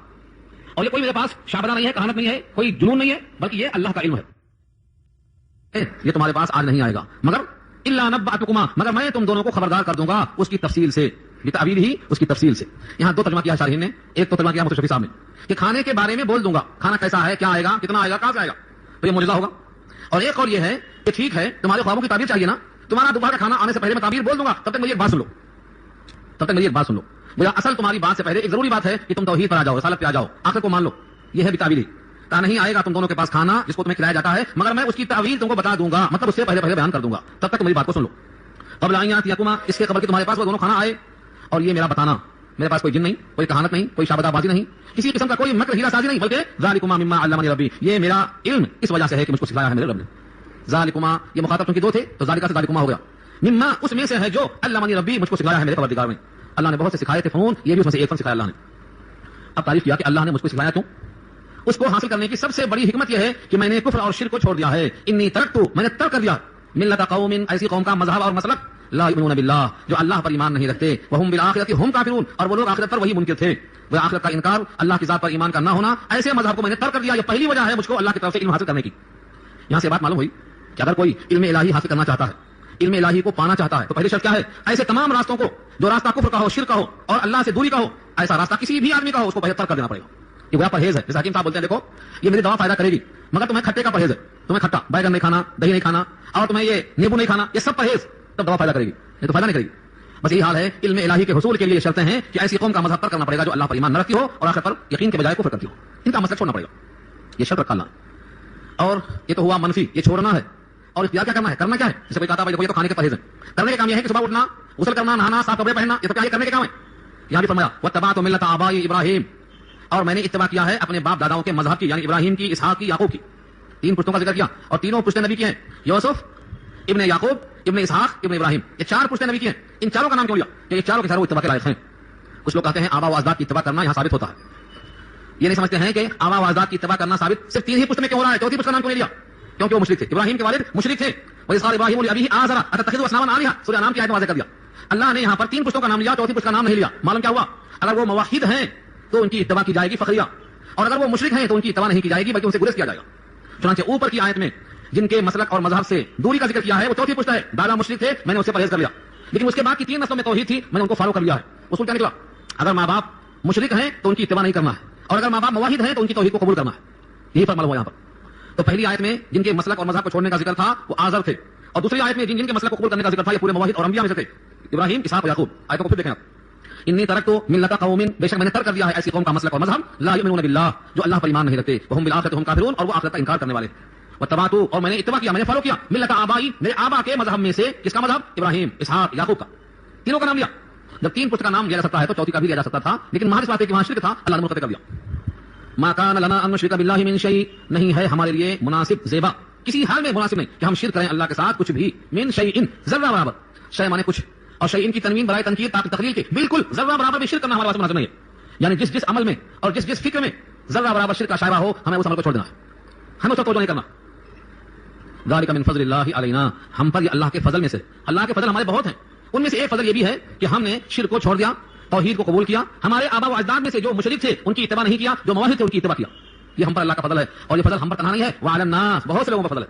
آپ بھی محسوس کیجیے، اگر آپ کو اللہ نے توحید دیا، قرآن سے قریب کیا، رسول اللہ پر ایمان لانے کا موقع عطا فرمایا، ورنہ کیا کرتے؟ آج کتنے لوگ ہیں اپنے ہاتھوں سے بت بنا کر پوجا کر رہے ہیں، بے شعوری ایمان میں پڑے ہوئے ہیں، نہ ان کو آخرت نہ آخرت کے مسائل. یہ اللہ کا فضل جیسے ان پر تھا بہت سے لوگوں پر ہے، آج بھی فیصلہ ہے. ذالک من فضل اللہ علینا وعلی الناس ولکن اکثر الناس لا یشکرون، لیکن اکثر لوگ شکر نہیں کرتے. اس انتخاب پر کہ اللہ نے ہم کو موحد بنایا، ہمیں ایمان باللہ، ایمان بالرسول، ایمان بیوم الاخرہ کی توفیق بخشی، اس نعمت پر جو ہم پر اللہ کا فضل ہے، اکثر لوگ شکر ادا نہیں کرتے بلکہ اپنی مستی میں پڑے ہوئے. کوئی زبان سے کہا لے شکر الحمدللہ، یہ کافی نہیں ہے. شکر الحمدللہ بولنا کافی نہیں ہے. لکھا ہے شکر کی تعریف میں سورہ والعادیات کی تفسیر میں، جہاں ہے ان الانسان لربہ لکنود، انسان رب کا ناشکرا ہے، وہاں لکھا ہے شکر کی تعریف یہ ہے کہ نعمتوں کے ساتھ نعمت دینے والا بھی یاد آئے، نعمت کو نعمت کی مرضی، نعمت دینے والے کی مرضی میں استعمال کرے، نعمت کو نعمت دینے والے کی مرضی کے خلاف استعمال نہ کرے. 3 چیزیں ہیں. حسن بصری کا قول ہے، ابو بکر واسی کا قول ہے، ابو وراق کا قول ہے، یہ تمام اخبار ان کے ملتے جلتے ہیں. آج ہم زبان سے شکر کرتے ہیں لیکن نعمت کو ان کی مرضی میں استعمال نہیں کرتے، اپنی خواہش میں استعمال کرتے. یہ شکر نہیں ہے.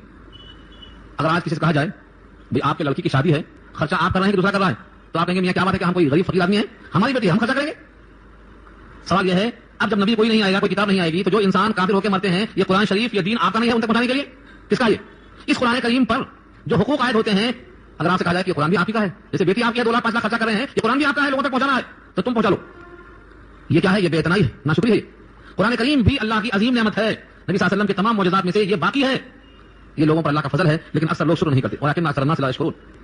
یہ توحید کی دعوت ہو گئی، یہ توحید کا پیغام ہو گیا. کفر کو ترک کرنا، توحید کو اختیار کرنے کا پیغام بھی دے دیا، معجزہ بھی ظاہر کر دیا. اب ان سے مخاطب ہے قید خانے کے ساتھیوں سے، یا صاحب اس سجنی، اے میرے قید خانے کے ساتھیوں. کیا پیار ہے انداز میں؟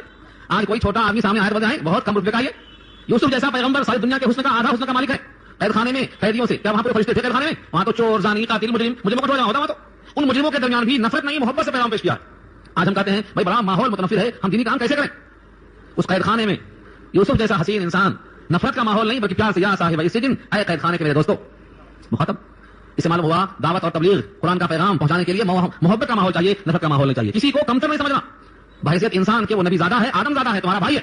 ہاں بطور فکر کے اس میں اگر کمی ہے تو وہ تمہاری کمی سے کمی ہے، تم اگر صحیح کام کرتے تو یہ کمی بھی دور ہو جاتی.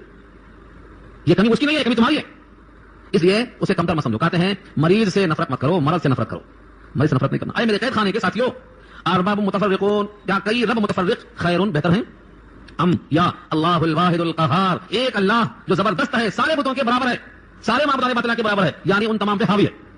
ان کی بھی پوجا، ان کی بھی پوجا، جہاں دیکھو وہاں سر جھکائے بیٹھے ہوئے ہیں تم. تو کئی سجدہ گاہ ہیں، وہ بہتر ہیں یا ایک معبود جو اکیلا سب پہ بھائی ہے؟ کون سا بہتر ہے بولو؟ ایک عام انسان بھی کہے گا بھائی اگر ایک جگہ کام مل جائے اچھا تو در در کیوں کام کریں گے ہم؟ بلکہ فارسی کا مشہور مقولہ ہے یکدر گیر محکم گیر، ایک جگہ پکڑو زوردار پکڑو، مضبوطی سے پکڑو. تو یہ سوال ہے ایک معبود بہتر ہے جو سب پہ بھاری ہے یا کئی معبود بہتر ہیں؟ ایک سجدہ گاہ بہتر ہے یا کئی سجدہ گاہیں بہتر ہیں؟ دیکھو یوسف نے پوچھا ہے، اور یہ یوسف نے سوال کیا ہے قید خانے کے ساتھیوں سے جو کافر تھے اور مشرک تھے. لیکن ہم یہ سوال آج کرتے ہیں ان انسانوں سے جو کئی سجدہ گاہیں تلاش کرتے ہیں. یہی سوال یوسف کا. آج وہ تمام مسلمان جو کئی جگہ سجدہ گاہ بنانا چاہتے ہیں، یہ سوال ان سے باقی ہے. یوسف نے سوال کیا، ہر ایک کا جواب یہ ہونا چاہیے کہ ایک اللہ بہتر ہے جو سب پہ بھاری ہے، ایک اللہ بہتر ہے جو قادر مطلق ہے. یہ تو ان کا عقیدہ ہے، یا بارش کا خدا، یا پانی کا خدا، یا رزق کا خدا، یا موت کا خدا، یا صحت کا خدا، یہ تو تمام خداؤں کو تسلیم کر رکھا ہے. مواہب تو وہ ہے، وہ اللہ کی قدرت میں ہر چیز کو تسلیم کر لیتا. تو آج اس کی ضرورت ہے. آج سجدہ گاہیں بہت ہو گئی ہیں، نماز میں مسجد میں سجدہ کرنے والے کم ہو گئے اور باطل جگہوں میں سجدہ کرنے والے بہت زیادہ ہو گئے. یہ سوال میرا نہیں ہے، میں صرف ترجمہ کر رہا ہوں. یوسف نے سوال کیا ہے قید خانے والوں سے. سوال دہراتا ہوں، یا صاحب السجن، اے میرے قید خانے کے ساتھیوں، کیا ارباب رب کی جمع ہے؟ رب کی جمع ارباب. کیا کئی رب متفرق ہیں جو بہتر ہیں؟ ارباب متفرقون خیر ام اللہ الواحد القہار، یا ایک اللہ بہتر ہے جو زبردست ہے قہار. اللہ کی بہت صفتوں میں سے چن کے لائے ہیں قہار، جس کا غلبہ ہو سب کے اوپر. قہار کے معنی قہر، غلبہ ایسا ہو کہ کوئی چھو نہ کر سکے، کوئی اس کی مرضی کے بغیر بات کرنے پر قادر نہیں. ایک اللہ بہتر ہے یا کئی معبود جو بکھرے ہوئے ہیں، بھٹکے ہوئے ہیں، ان میں سے سجدہ کرنا بہتر ہے. اب اس کی تشریح کر دیا کہ وہ متفرق جو بکھرے ہوئے کئی معبود ہیں وہ کون کون سے ہیں، گنوایا ہے یہاں پر. جن جن کو تم خدا سمجھ کر پوجا کرتے ہو، سنو وہ حقیقت میں بت جو ہیں کچھ گڑھے ہوئے نام ہیں، تم نے نام گڑھ لیا ہے. یہ ہمارا بت ہے، اس کا یہ نام ہے، فرضی نام. خود خانہ کعبہ میں اور صفا مروہ کے درمیان سائی میں یہ ہبل ہے، یہ لات ہے، یہ منات ہے، یہ غوث ہے، یہ نصر ہے، ہر ایک الگ الگ خدا تھا. کسی کا ہبل تھا، کسی کا صفا تھا، یہ عزا پہ وہ نائلہ پر فنا تھا. اسی طرح گھر گھر میں یہ خدا تھا، ہر ایک کے پاس خدا لگتا. آج بھی ہر گھر میں خدا ہوتا ہے بہتوں کے پاس.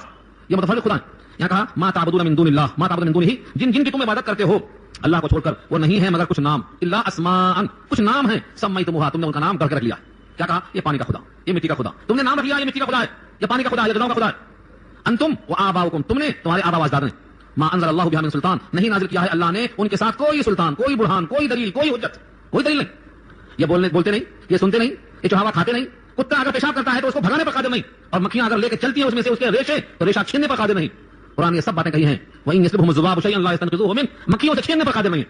اور جو ان کی عبادت کرتے ہیں ان کی عبادت کرنے کی ان کو خبر ہی نہیں ہے. ہماری پوجا بھی کی جا رہی ہے، یہ سب تم نے کر رکھا ہے. ان الحکم الا للہ، نہیں ہے حکم مگر اللہ کا. یعنی کسی کا حکم قابل عمل نہیں ہے مگر اللہ کا. اللہ ہی ہمارا سب کچھ ہے، اسی کا حکم قابل عمل ہے. امر اللہ تعبدوا الا ایاہ، اللہ کے بہت سے امر ہیں، اللہ کے بہت سے حکم ہیں. ان میں سب سے بہترین حکم، سب سے زیادہ جامع اور اہم حکم، سب سے پہلا جس کو فوقیت دی جا سکتی ہے وہ یہ حکم کیا ہے؟ ہمارا اللہ نے حکم کیا ان لا تعبدوا الا ایاہ، کہ تم بندگی مت کرو مگر اسی کی. یہ حکم اللہ کا سب سے اول حکم ہے، اس پر قائم رہو. بندگی، غلامی کا سب سے اعلیٰ درجہ ہے سجدہ، ورنہ غلامی کے اور طریقے بھی ہیں. نماز میں قیام کی حالت میں ہاتھ باندھے کھڑا ہونا یہ بھی غلامی کا تصور ہے. رکوع میں جھکنا یہ بھی غلامی کا تصور ہے. سجدہ تو اس کا اعلیٰ درجہ ہے ہی. جن جن کاموں کو اللہ نے کرنے کا حکم دیا ہے یہ سب کے سب غلامی ہیں. 1 گھنٹے کی غلامی نہیں، 24 گھنٹے کی بھی نہیں. جب تک زندہ ہیں ہم غلام ہیں، ہمیں غلامی ہی کرنا ہے. جیسا سونے کا حکم دیا ویسا سونا، کھانے کا حکم دیا ویسا کھانا کھانا ہے. لیکن شادی ایسی کہا ویسے نہیں کریں گے، اپنی مرضی کی کریں گے، میاری کریں گے، نانا کی، نانی کی، پھوپھی کی، سب کی خواہشیں پوری کریں گے، اللہ کا حکم توڑ دیں گے. ہے ایسا نہیں ہے؟ کون سے مسلمان آئیں گے کرنے کے لیے؟ کہاں سے آئیں گے؟ جب بندہ خوشی میں اور غم میں بھی اللہ کا بندہ نہیں بن سکا تو وہ ابھی ناقص ہے، اس کی بندگی ناقص ہے، اس کا ایمان ناقص ہے، اس کا اسلام بھی ناقص ہے. اللہ نے مطلب کہا ہے یا ایھا الذین آمنوا ادخلوا فی السلم کافہ ولا تتبعوا خطوات الشیطان، اے ایمان والو اسلام میں مکمل داخل ہو جاؤ اور شیطان کے نقش قدم کی اتباع مت کرو. یعنی جہاں جہاں تم نے اسلام چھوڑا سمجھ لو تم نے وہاں اسلام کو چھوڑا ہی نہیں، شیطان کی اتباع بھی کی وہاں. یہ قرآن نے واضح پیغام دیا. تو یہ جو پیغام ہے حضرت یوسف کا، سب سے بڑا حکم اللہ کا یہ ہے کہ اسی کی بندگی کرو، اس کے سوا کسی کی بندگی مت کرو. یعنی حکم اسی کا چلے گا. ذالک الدین القیم، یہ ہے دین درست، یہ ہے دین مضبوط. قیم کے معنی سیدھا سادہ، اس میں کوئی کجی نہیں، کوئی جہاں پر نہیں. بندگی اللہ کی ہو، حکم اسی کا چلے گا، بس یہ دین قیم ہے. ولکن اکثر الناس، لیکن اکثر لوگ نہیں جانتے، اکثر لوگ نہیں جانتے کہ دین قیم کیا ہے.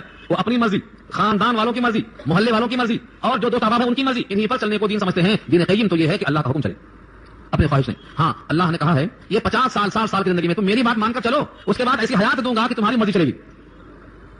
اس کے بعد تمہاری مرضی چلے گی، نہ بڑھاپا آئے گا، نہ بیماری آئے گی، نہ گھر میں اکتاؤ گے، نہ گھر سے بے دخل کیے جاؤ گے. ہر ایک کا قد 60 گز کا، ہر ایک کی عمر 33 سال کی، ہر ایک کا چہرہ حسین تر ہوگا. اور اس کے بعد اعلان ہوگا تم سے راضی ہوں، ہمیشہ کے واسطے خوش رہو. تم 50 سال 100 سال میری مان کر چلو، ایسی حیات دوں گا کہ کوئی انتہا نہیں ہوگی. عطاء غیر مجزوز، نہ ختم ہونے والا اجر دوں گا.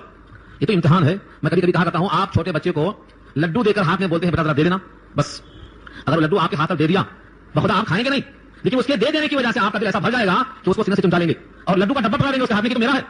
بس یہ کیفیت ہے. اللہ کو ہمارے سجدوں کی کوئی حاجت نہیں، اللہ کو ہمارے زکات کی، ہمارے حج کی، ہمارے تلاوت کی کوئی حاجت نہیں، ہمارے کسی عمل کی اسے کوئی حاجت نہیں.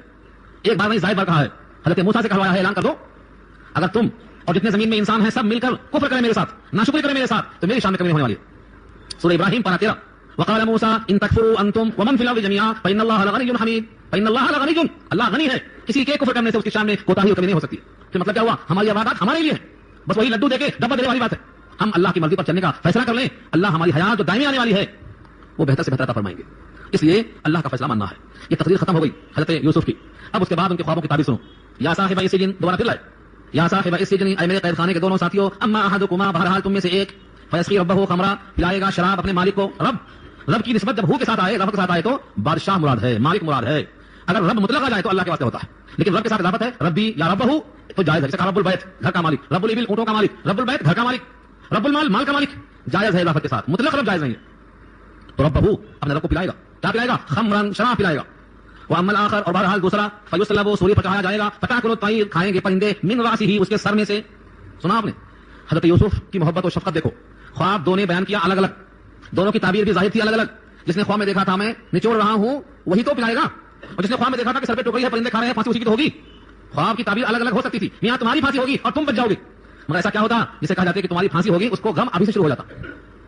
اللہ کے نبی امت پر شفیق ہوتے ہیں، کیا کہا؟ تم دونوں میں سے ایک بری ہو جائے گا اور اپنا منصب بھی پا جائے گا اور شراب بدستور پلاتا رہے گا، اور دوسرے کو سولی ہوگی۔ نہیں کر دیا، متعین نہیں کر دیا، حالانکہ وہ کہہ جا سکتا تھا۔ اس سے معلوم ہوا کہ اگر کوئی بات بری ہے یعنی طبیعت کو ناگوار لگتی ہے تو اس کا ایسا انداز اختیار کرنا چاہیے کہ کم سے کم تکلیف ہو، کم سے کم تک پہنچے۔ اسلام کا مزاج یہی ہے۔ فرمایا حضور نے تم جب ذبح کرتے ہو قربانی کا جانور یا اور کوئی جانور تو ذبح تو اسے کرنا ہی کرنا ہے، لیکن چھری تیز ہونا چاہیے تاکہ اس کو اذیت نہ پہنچے۔ ہاں میں تو مر جانے کو مر جاؤں گا میرا کیا ہے، بکرے کو ذبح کر رہے ہیں وہ تو ہے ذبح کرنے کے لیے، میں تو مر جانے کو مر جاؤں گا میرا کیا ہے، تم پہ الزام نہ آئے، وہ طریقہ کیا ہے؟ تم اگر رگڑتے رہیں گے تو لوگ کیا کہیں گے؟ اس کے دل میں کوئی شفقت نہیں، کوئی رحمت نہیں۔ تو کسی بھی چیز کا اظہار کرنا مخاطب کی دلجوئی ہونے کے ساتھ لچکنے سے پرہیز کرنے کا حکم دیا گیا ہے۔ آج ہمارے پاس لوگ منہ پھٹ ہیں، بولتے ہیں ہم حق بول رہے ہیں، حق بولنے کے واسطے منہ پھٹ ہونا کیا ضروری ہے؟ پٹافٹ بننے کی ضرورت کیا ہے؟ حق تو موسیٰ نے کہا تھا لیکن فرعون سے نرم کہا تھا، حق تو حضور نے کہا تھا مگر ابو جہل کے سامنے نرم گفتگو کی تھی، یہ بھی تو حق تھا، اور یہ بھی تو حق ہے جو یوسف نے کہا ہے کہ تم میں سے ایک کو چوری ہوگی اور تم میں سے ایک کو نجات ہوگی۔ یہ مجمل اس واسطے کر دیا تاکہ ان کی دلجوئی باقی رہے۔ اس کے بعد روایتوں میں آتا ہے کہ انہوں نے خواب نہیں دیکھا تھا، یوں ہی بیان کر دیا، جیسا کہ روایت ہے ابن مسعود کی۔ ان کے مسئلے کے مطابق جب خواب کی تعبیر سنائی گئی تو انہوں نے کہنا شروع کر دیا کہ ہم نے تو خواب دیکھا ہی تھا، ہم نے تو آپ کا امتحان لیا تھا۔ یوسف نے کہا میرا امتحان لے کے اب پھنس گئے، جیسا تم نے کہا تھا اور تعبیر میں نے دے دی اب ویسا ہو کے رہے گا۔ ہاں تم نے تعبیر جو کہی تھی ایسا ہو کے رہے گا۔ اس سے معلوم ہوا جھوٹا خواب نہیں بیان کرنا چاہیے، سچ سچ بولنا، خواب جھوٹا نہیں بیان کرنا چاہیے۔ اس سے معلوم ہوا خواب کی تعبیر اس سے لینا چاہیے جو آپ کا محسن ہو، پیچھے آ چکا نا انا نراک من المحسنین، ہم آپ کو محسن کہتے ہیں، ہمارے خواب کی تعبیر دیجیے۔ حدیث میں آتا ہے آپ کا خیر خواہ ہو، آپ سے محبت ہو، آپ سے بہت ہمدردی رکھتا ہو، اپنے خواب کو اس کے سامنے بیان کرنا چاہیے۔ تو دونوں باتیں معلوم ہو گئی۔ کیا کہا یوسف نے؟ قضی الامر، معاملہ تو ہو چکا، فیصلہ قضیہ فیصلہ کر دیا گیا، کس کا؟ الامر کا، جو تم نے سوال کیا تھا، اللہ فیہ تستفتیان، تستفتیان استفتاء سے ہے، مفتی بنا ہے اسی سے، الف سین تے نکال دو، الف سین تے باب استفعال کے لیے طلب کرنا، حاصل کرنا، خواہش کرنا، باقی بنا فتوا، استفتاء الف سین تے نکال دو، فتوا بتاؤ۔ تو تستفتیان، تم دونوں نے جس معاملے میں فتوا طلب کیا ہے تمہارا معاملہ کر دیا گیا، جیسا ہم نے بیان کیا اب ایسا ہی ہوگا، تم نے خواب دیکھا ہے تب بھی ایسا ہوگا، خواب نے دیکھا ہے تب بھی ایسا ہوگا۔ یہ دو قول ہیں۔ ابن عباس نے کہا خواب دیکھا لہذا ایسا فیصلہ ہوگا، ابن مسعود نے فرمایا کہ خواب انہوں نے گھر کے بیان کیا لیکن اب جب تعبیر مل گئی تو ایسا ہو کے رہے گا۔ الحمدللہ آج میں نے دو رکوع بیان کیا، دو رکوع مکمل ہو گیا آج تفصیل کے ساتھ۔ اب یہاں سے حضرت یوسف نے جو بات کہی ہے اس سے جو نجات پا جانے والا ایک آیت باقی ہے یہ، لیکن اس میں کئی حکمتیں کئی مباحث ہیں۔ ایک آیت ہم آئندہ کا چھوڑ دیتے ہیں کیونکہ وقت ہو گیا ہے۔ یوسف نے کہا اس آدمی سے جس کے بارے میں امید تھی کہ نجات پا جائے گا، جا کے بادشاہ کو بولنا کہ ایسا ایک بے گناہ قیدی پڑا ہوا ہے جیل میں سالوں، ذکر کر دینا۔ لیکن وہ باہر نکل کے خوشی میں کس کو یاد رکھتا ہے؟ بھول گیا، یاد نہیں آیا۔ ہاں اللہ تعالیٰ نہیں چاہتے کہ یوسف اور میرے بیچ میں ایک دوسرا انسان تذکرہ کرنے والا بنے۔ میرے سے کیوں نہیں کہا؟ میں ہی سنتا۔ اللہ کو یہ بات پسند نہیں ہے کہ نبی اور اللہ کے درمیان کوئی تیسرا حائل ہو، تم جا کے بول دینا۔ اگر یوسف وہاں سے بولتے تو میں ان کی وہاں سے سننے کو تیار، سمیع العلیم میری صفت ہے، اس لیے اللہ نے کیا کیا؟ اس کو بھلا ہی دیا، 7 سال تک بھلا پڑے رہے خانے کے اندر۔ یہ اگلی بات آگے آ رہی ہے، فقال للذي ظن انه ناج منهما اذكرني عند ربك فانساه الشيطان ذكر ربه فلبث في السجن بضع سنين۔ کیا ہوا؟ اور کہا اس شخص سے جس کے بارے میں گمان تھا، گمان بمانا یقین، اس خواب کی وجہ سے انبیاء کا خواب سچا ہوتا ہے اور یہاں گمان بمانا یقین ہوتا ہے۔ انه بے شک یہ بات ناجن نجات پانے والا ہے، منہما ان دونوں قیدیوں میں سے، اذکرنی عند ربک اپنے رب کے پاس یعنی مالک کے پاس، بادشاہ کے پاس میرا تذکرہ کر دینا۔ کیا تذکرہ کر دینا؟ کہ میں ایسا ایسا یہاں پڑا ہوں بے قصور۔ فانساہ الشیطان، شیطان نے بھلا دیا ذکر ربہ اس کے رب کے تذکرے کو، فلبث رہ گئے یوسف فی السجن قید خانے میں بضع سنین کئی سال، تقریباً 7 سال تک قید خانے میں یوسف رہے۔ اس کو یاد ہی نہیں آیا۔ کیوں یاد نہیں آیا؟ وہی کہ بندے اور رب کے درمیان واسطہ نہیں چاہیے۔ آج ہم کیا بولتے؟ جا کے فلانے کو بول دینا۔ سچ یہ ہے اللہ سے براہ راست بول سکتے تھے آپ، اے اللہ یہ میری بات اس کے دل میں آپ ڈال دیجیے، کر کے دیکھو ایسا۔ اللہ کا بندے سے اور بندے کا اللہ سے جو تعلق ہے اس تعلق کی بنیاد یہی ہے، ہم اپنے کو اللہ سے دور سمجھتے، ہم تو فرش پہ ہیں، انہوں عرش پہ ہیں، ہماری کب سن سکتے ہیں؟ یہ تھوڑی خیال ہے، وہ فرش پہ نہیں ہے لیکن فرش والوں سے غافل بھی تو نہیں ہے۔ نحن اقرب کہا اللہ نے، ہم تمہاری شہرت سے زیادہ قریب ہیں۔ جب ہم سے وہ قریب ہیں تو اللہ سے کہنے کے بجائے کسی اور سے کہنا نہیں چاہیے۔ علامہ رومی نے مثنوی کے اندر شعر جو لکھا ہے، اتصال بے قیاس و بے مثال حسن رب الناس با جان ناس، ایسا اتصال ہے جو بے قیاس اور بے مثال ہے۔ اللہ تعالیٰ ہر بندے سے ایک تعلق رکھتے ہیں، اس تعلق کو ہم اور آپ اگر محسوس کر لیں تو ہماری تمام باتیں اللہ تک خود پہنچ جائیں۔ دعا کرو اللہ تعالیٰ ہماری تمام دعاؤں کو قبول فرما لے۔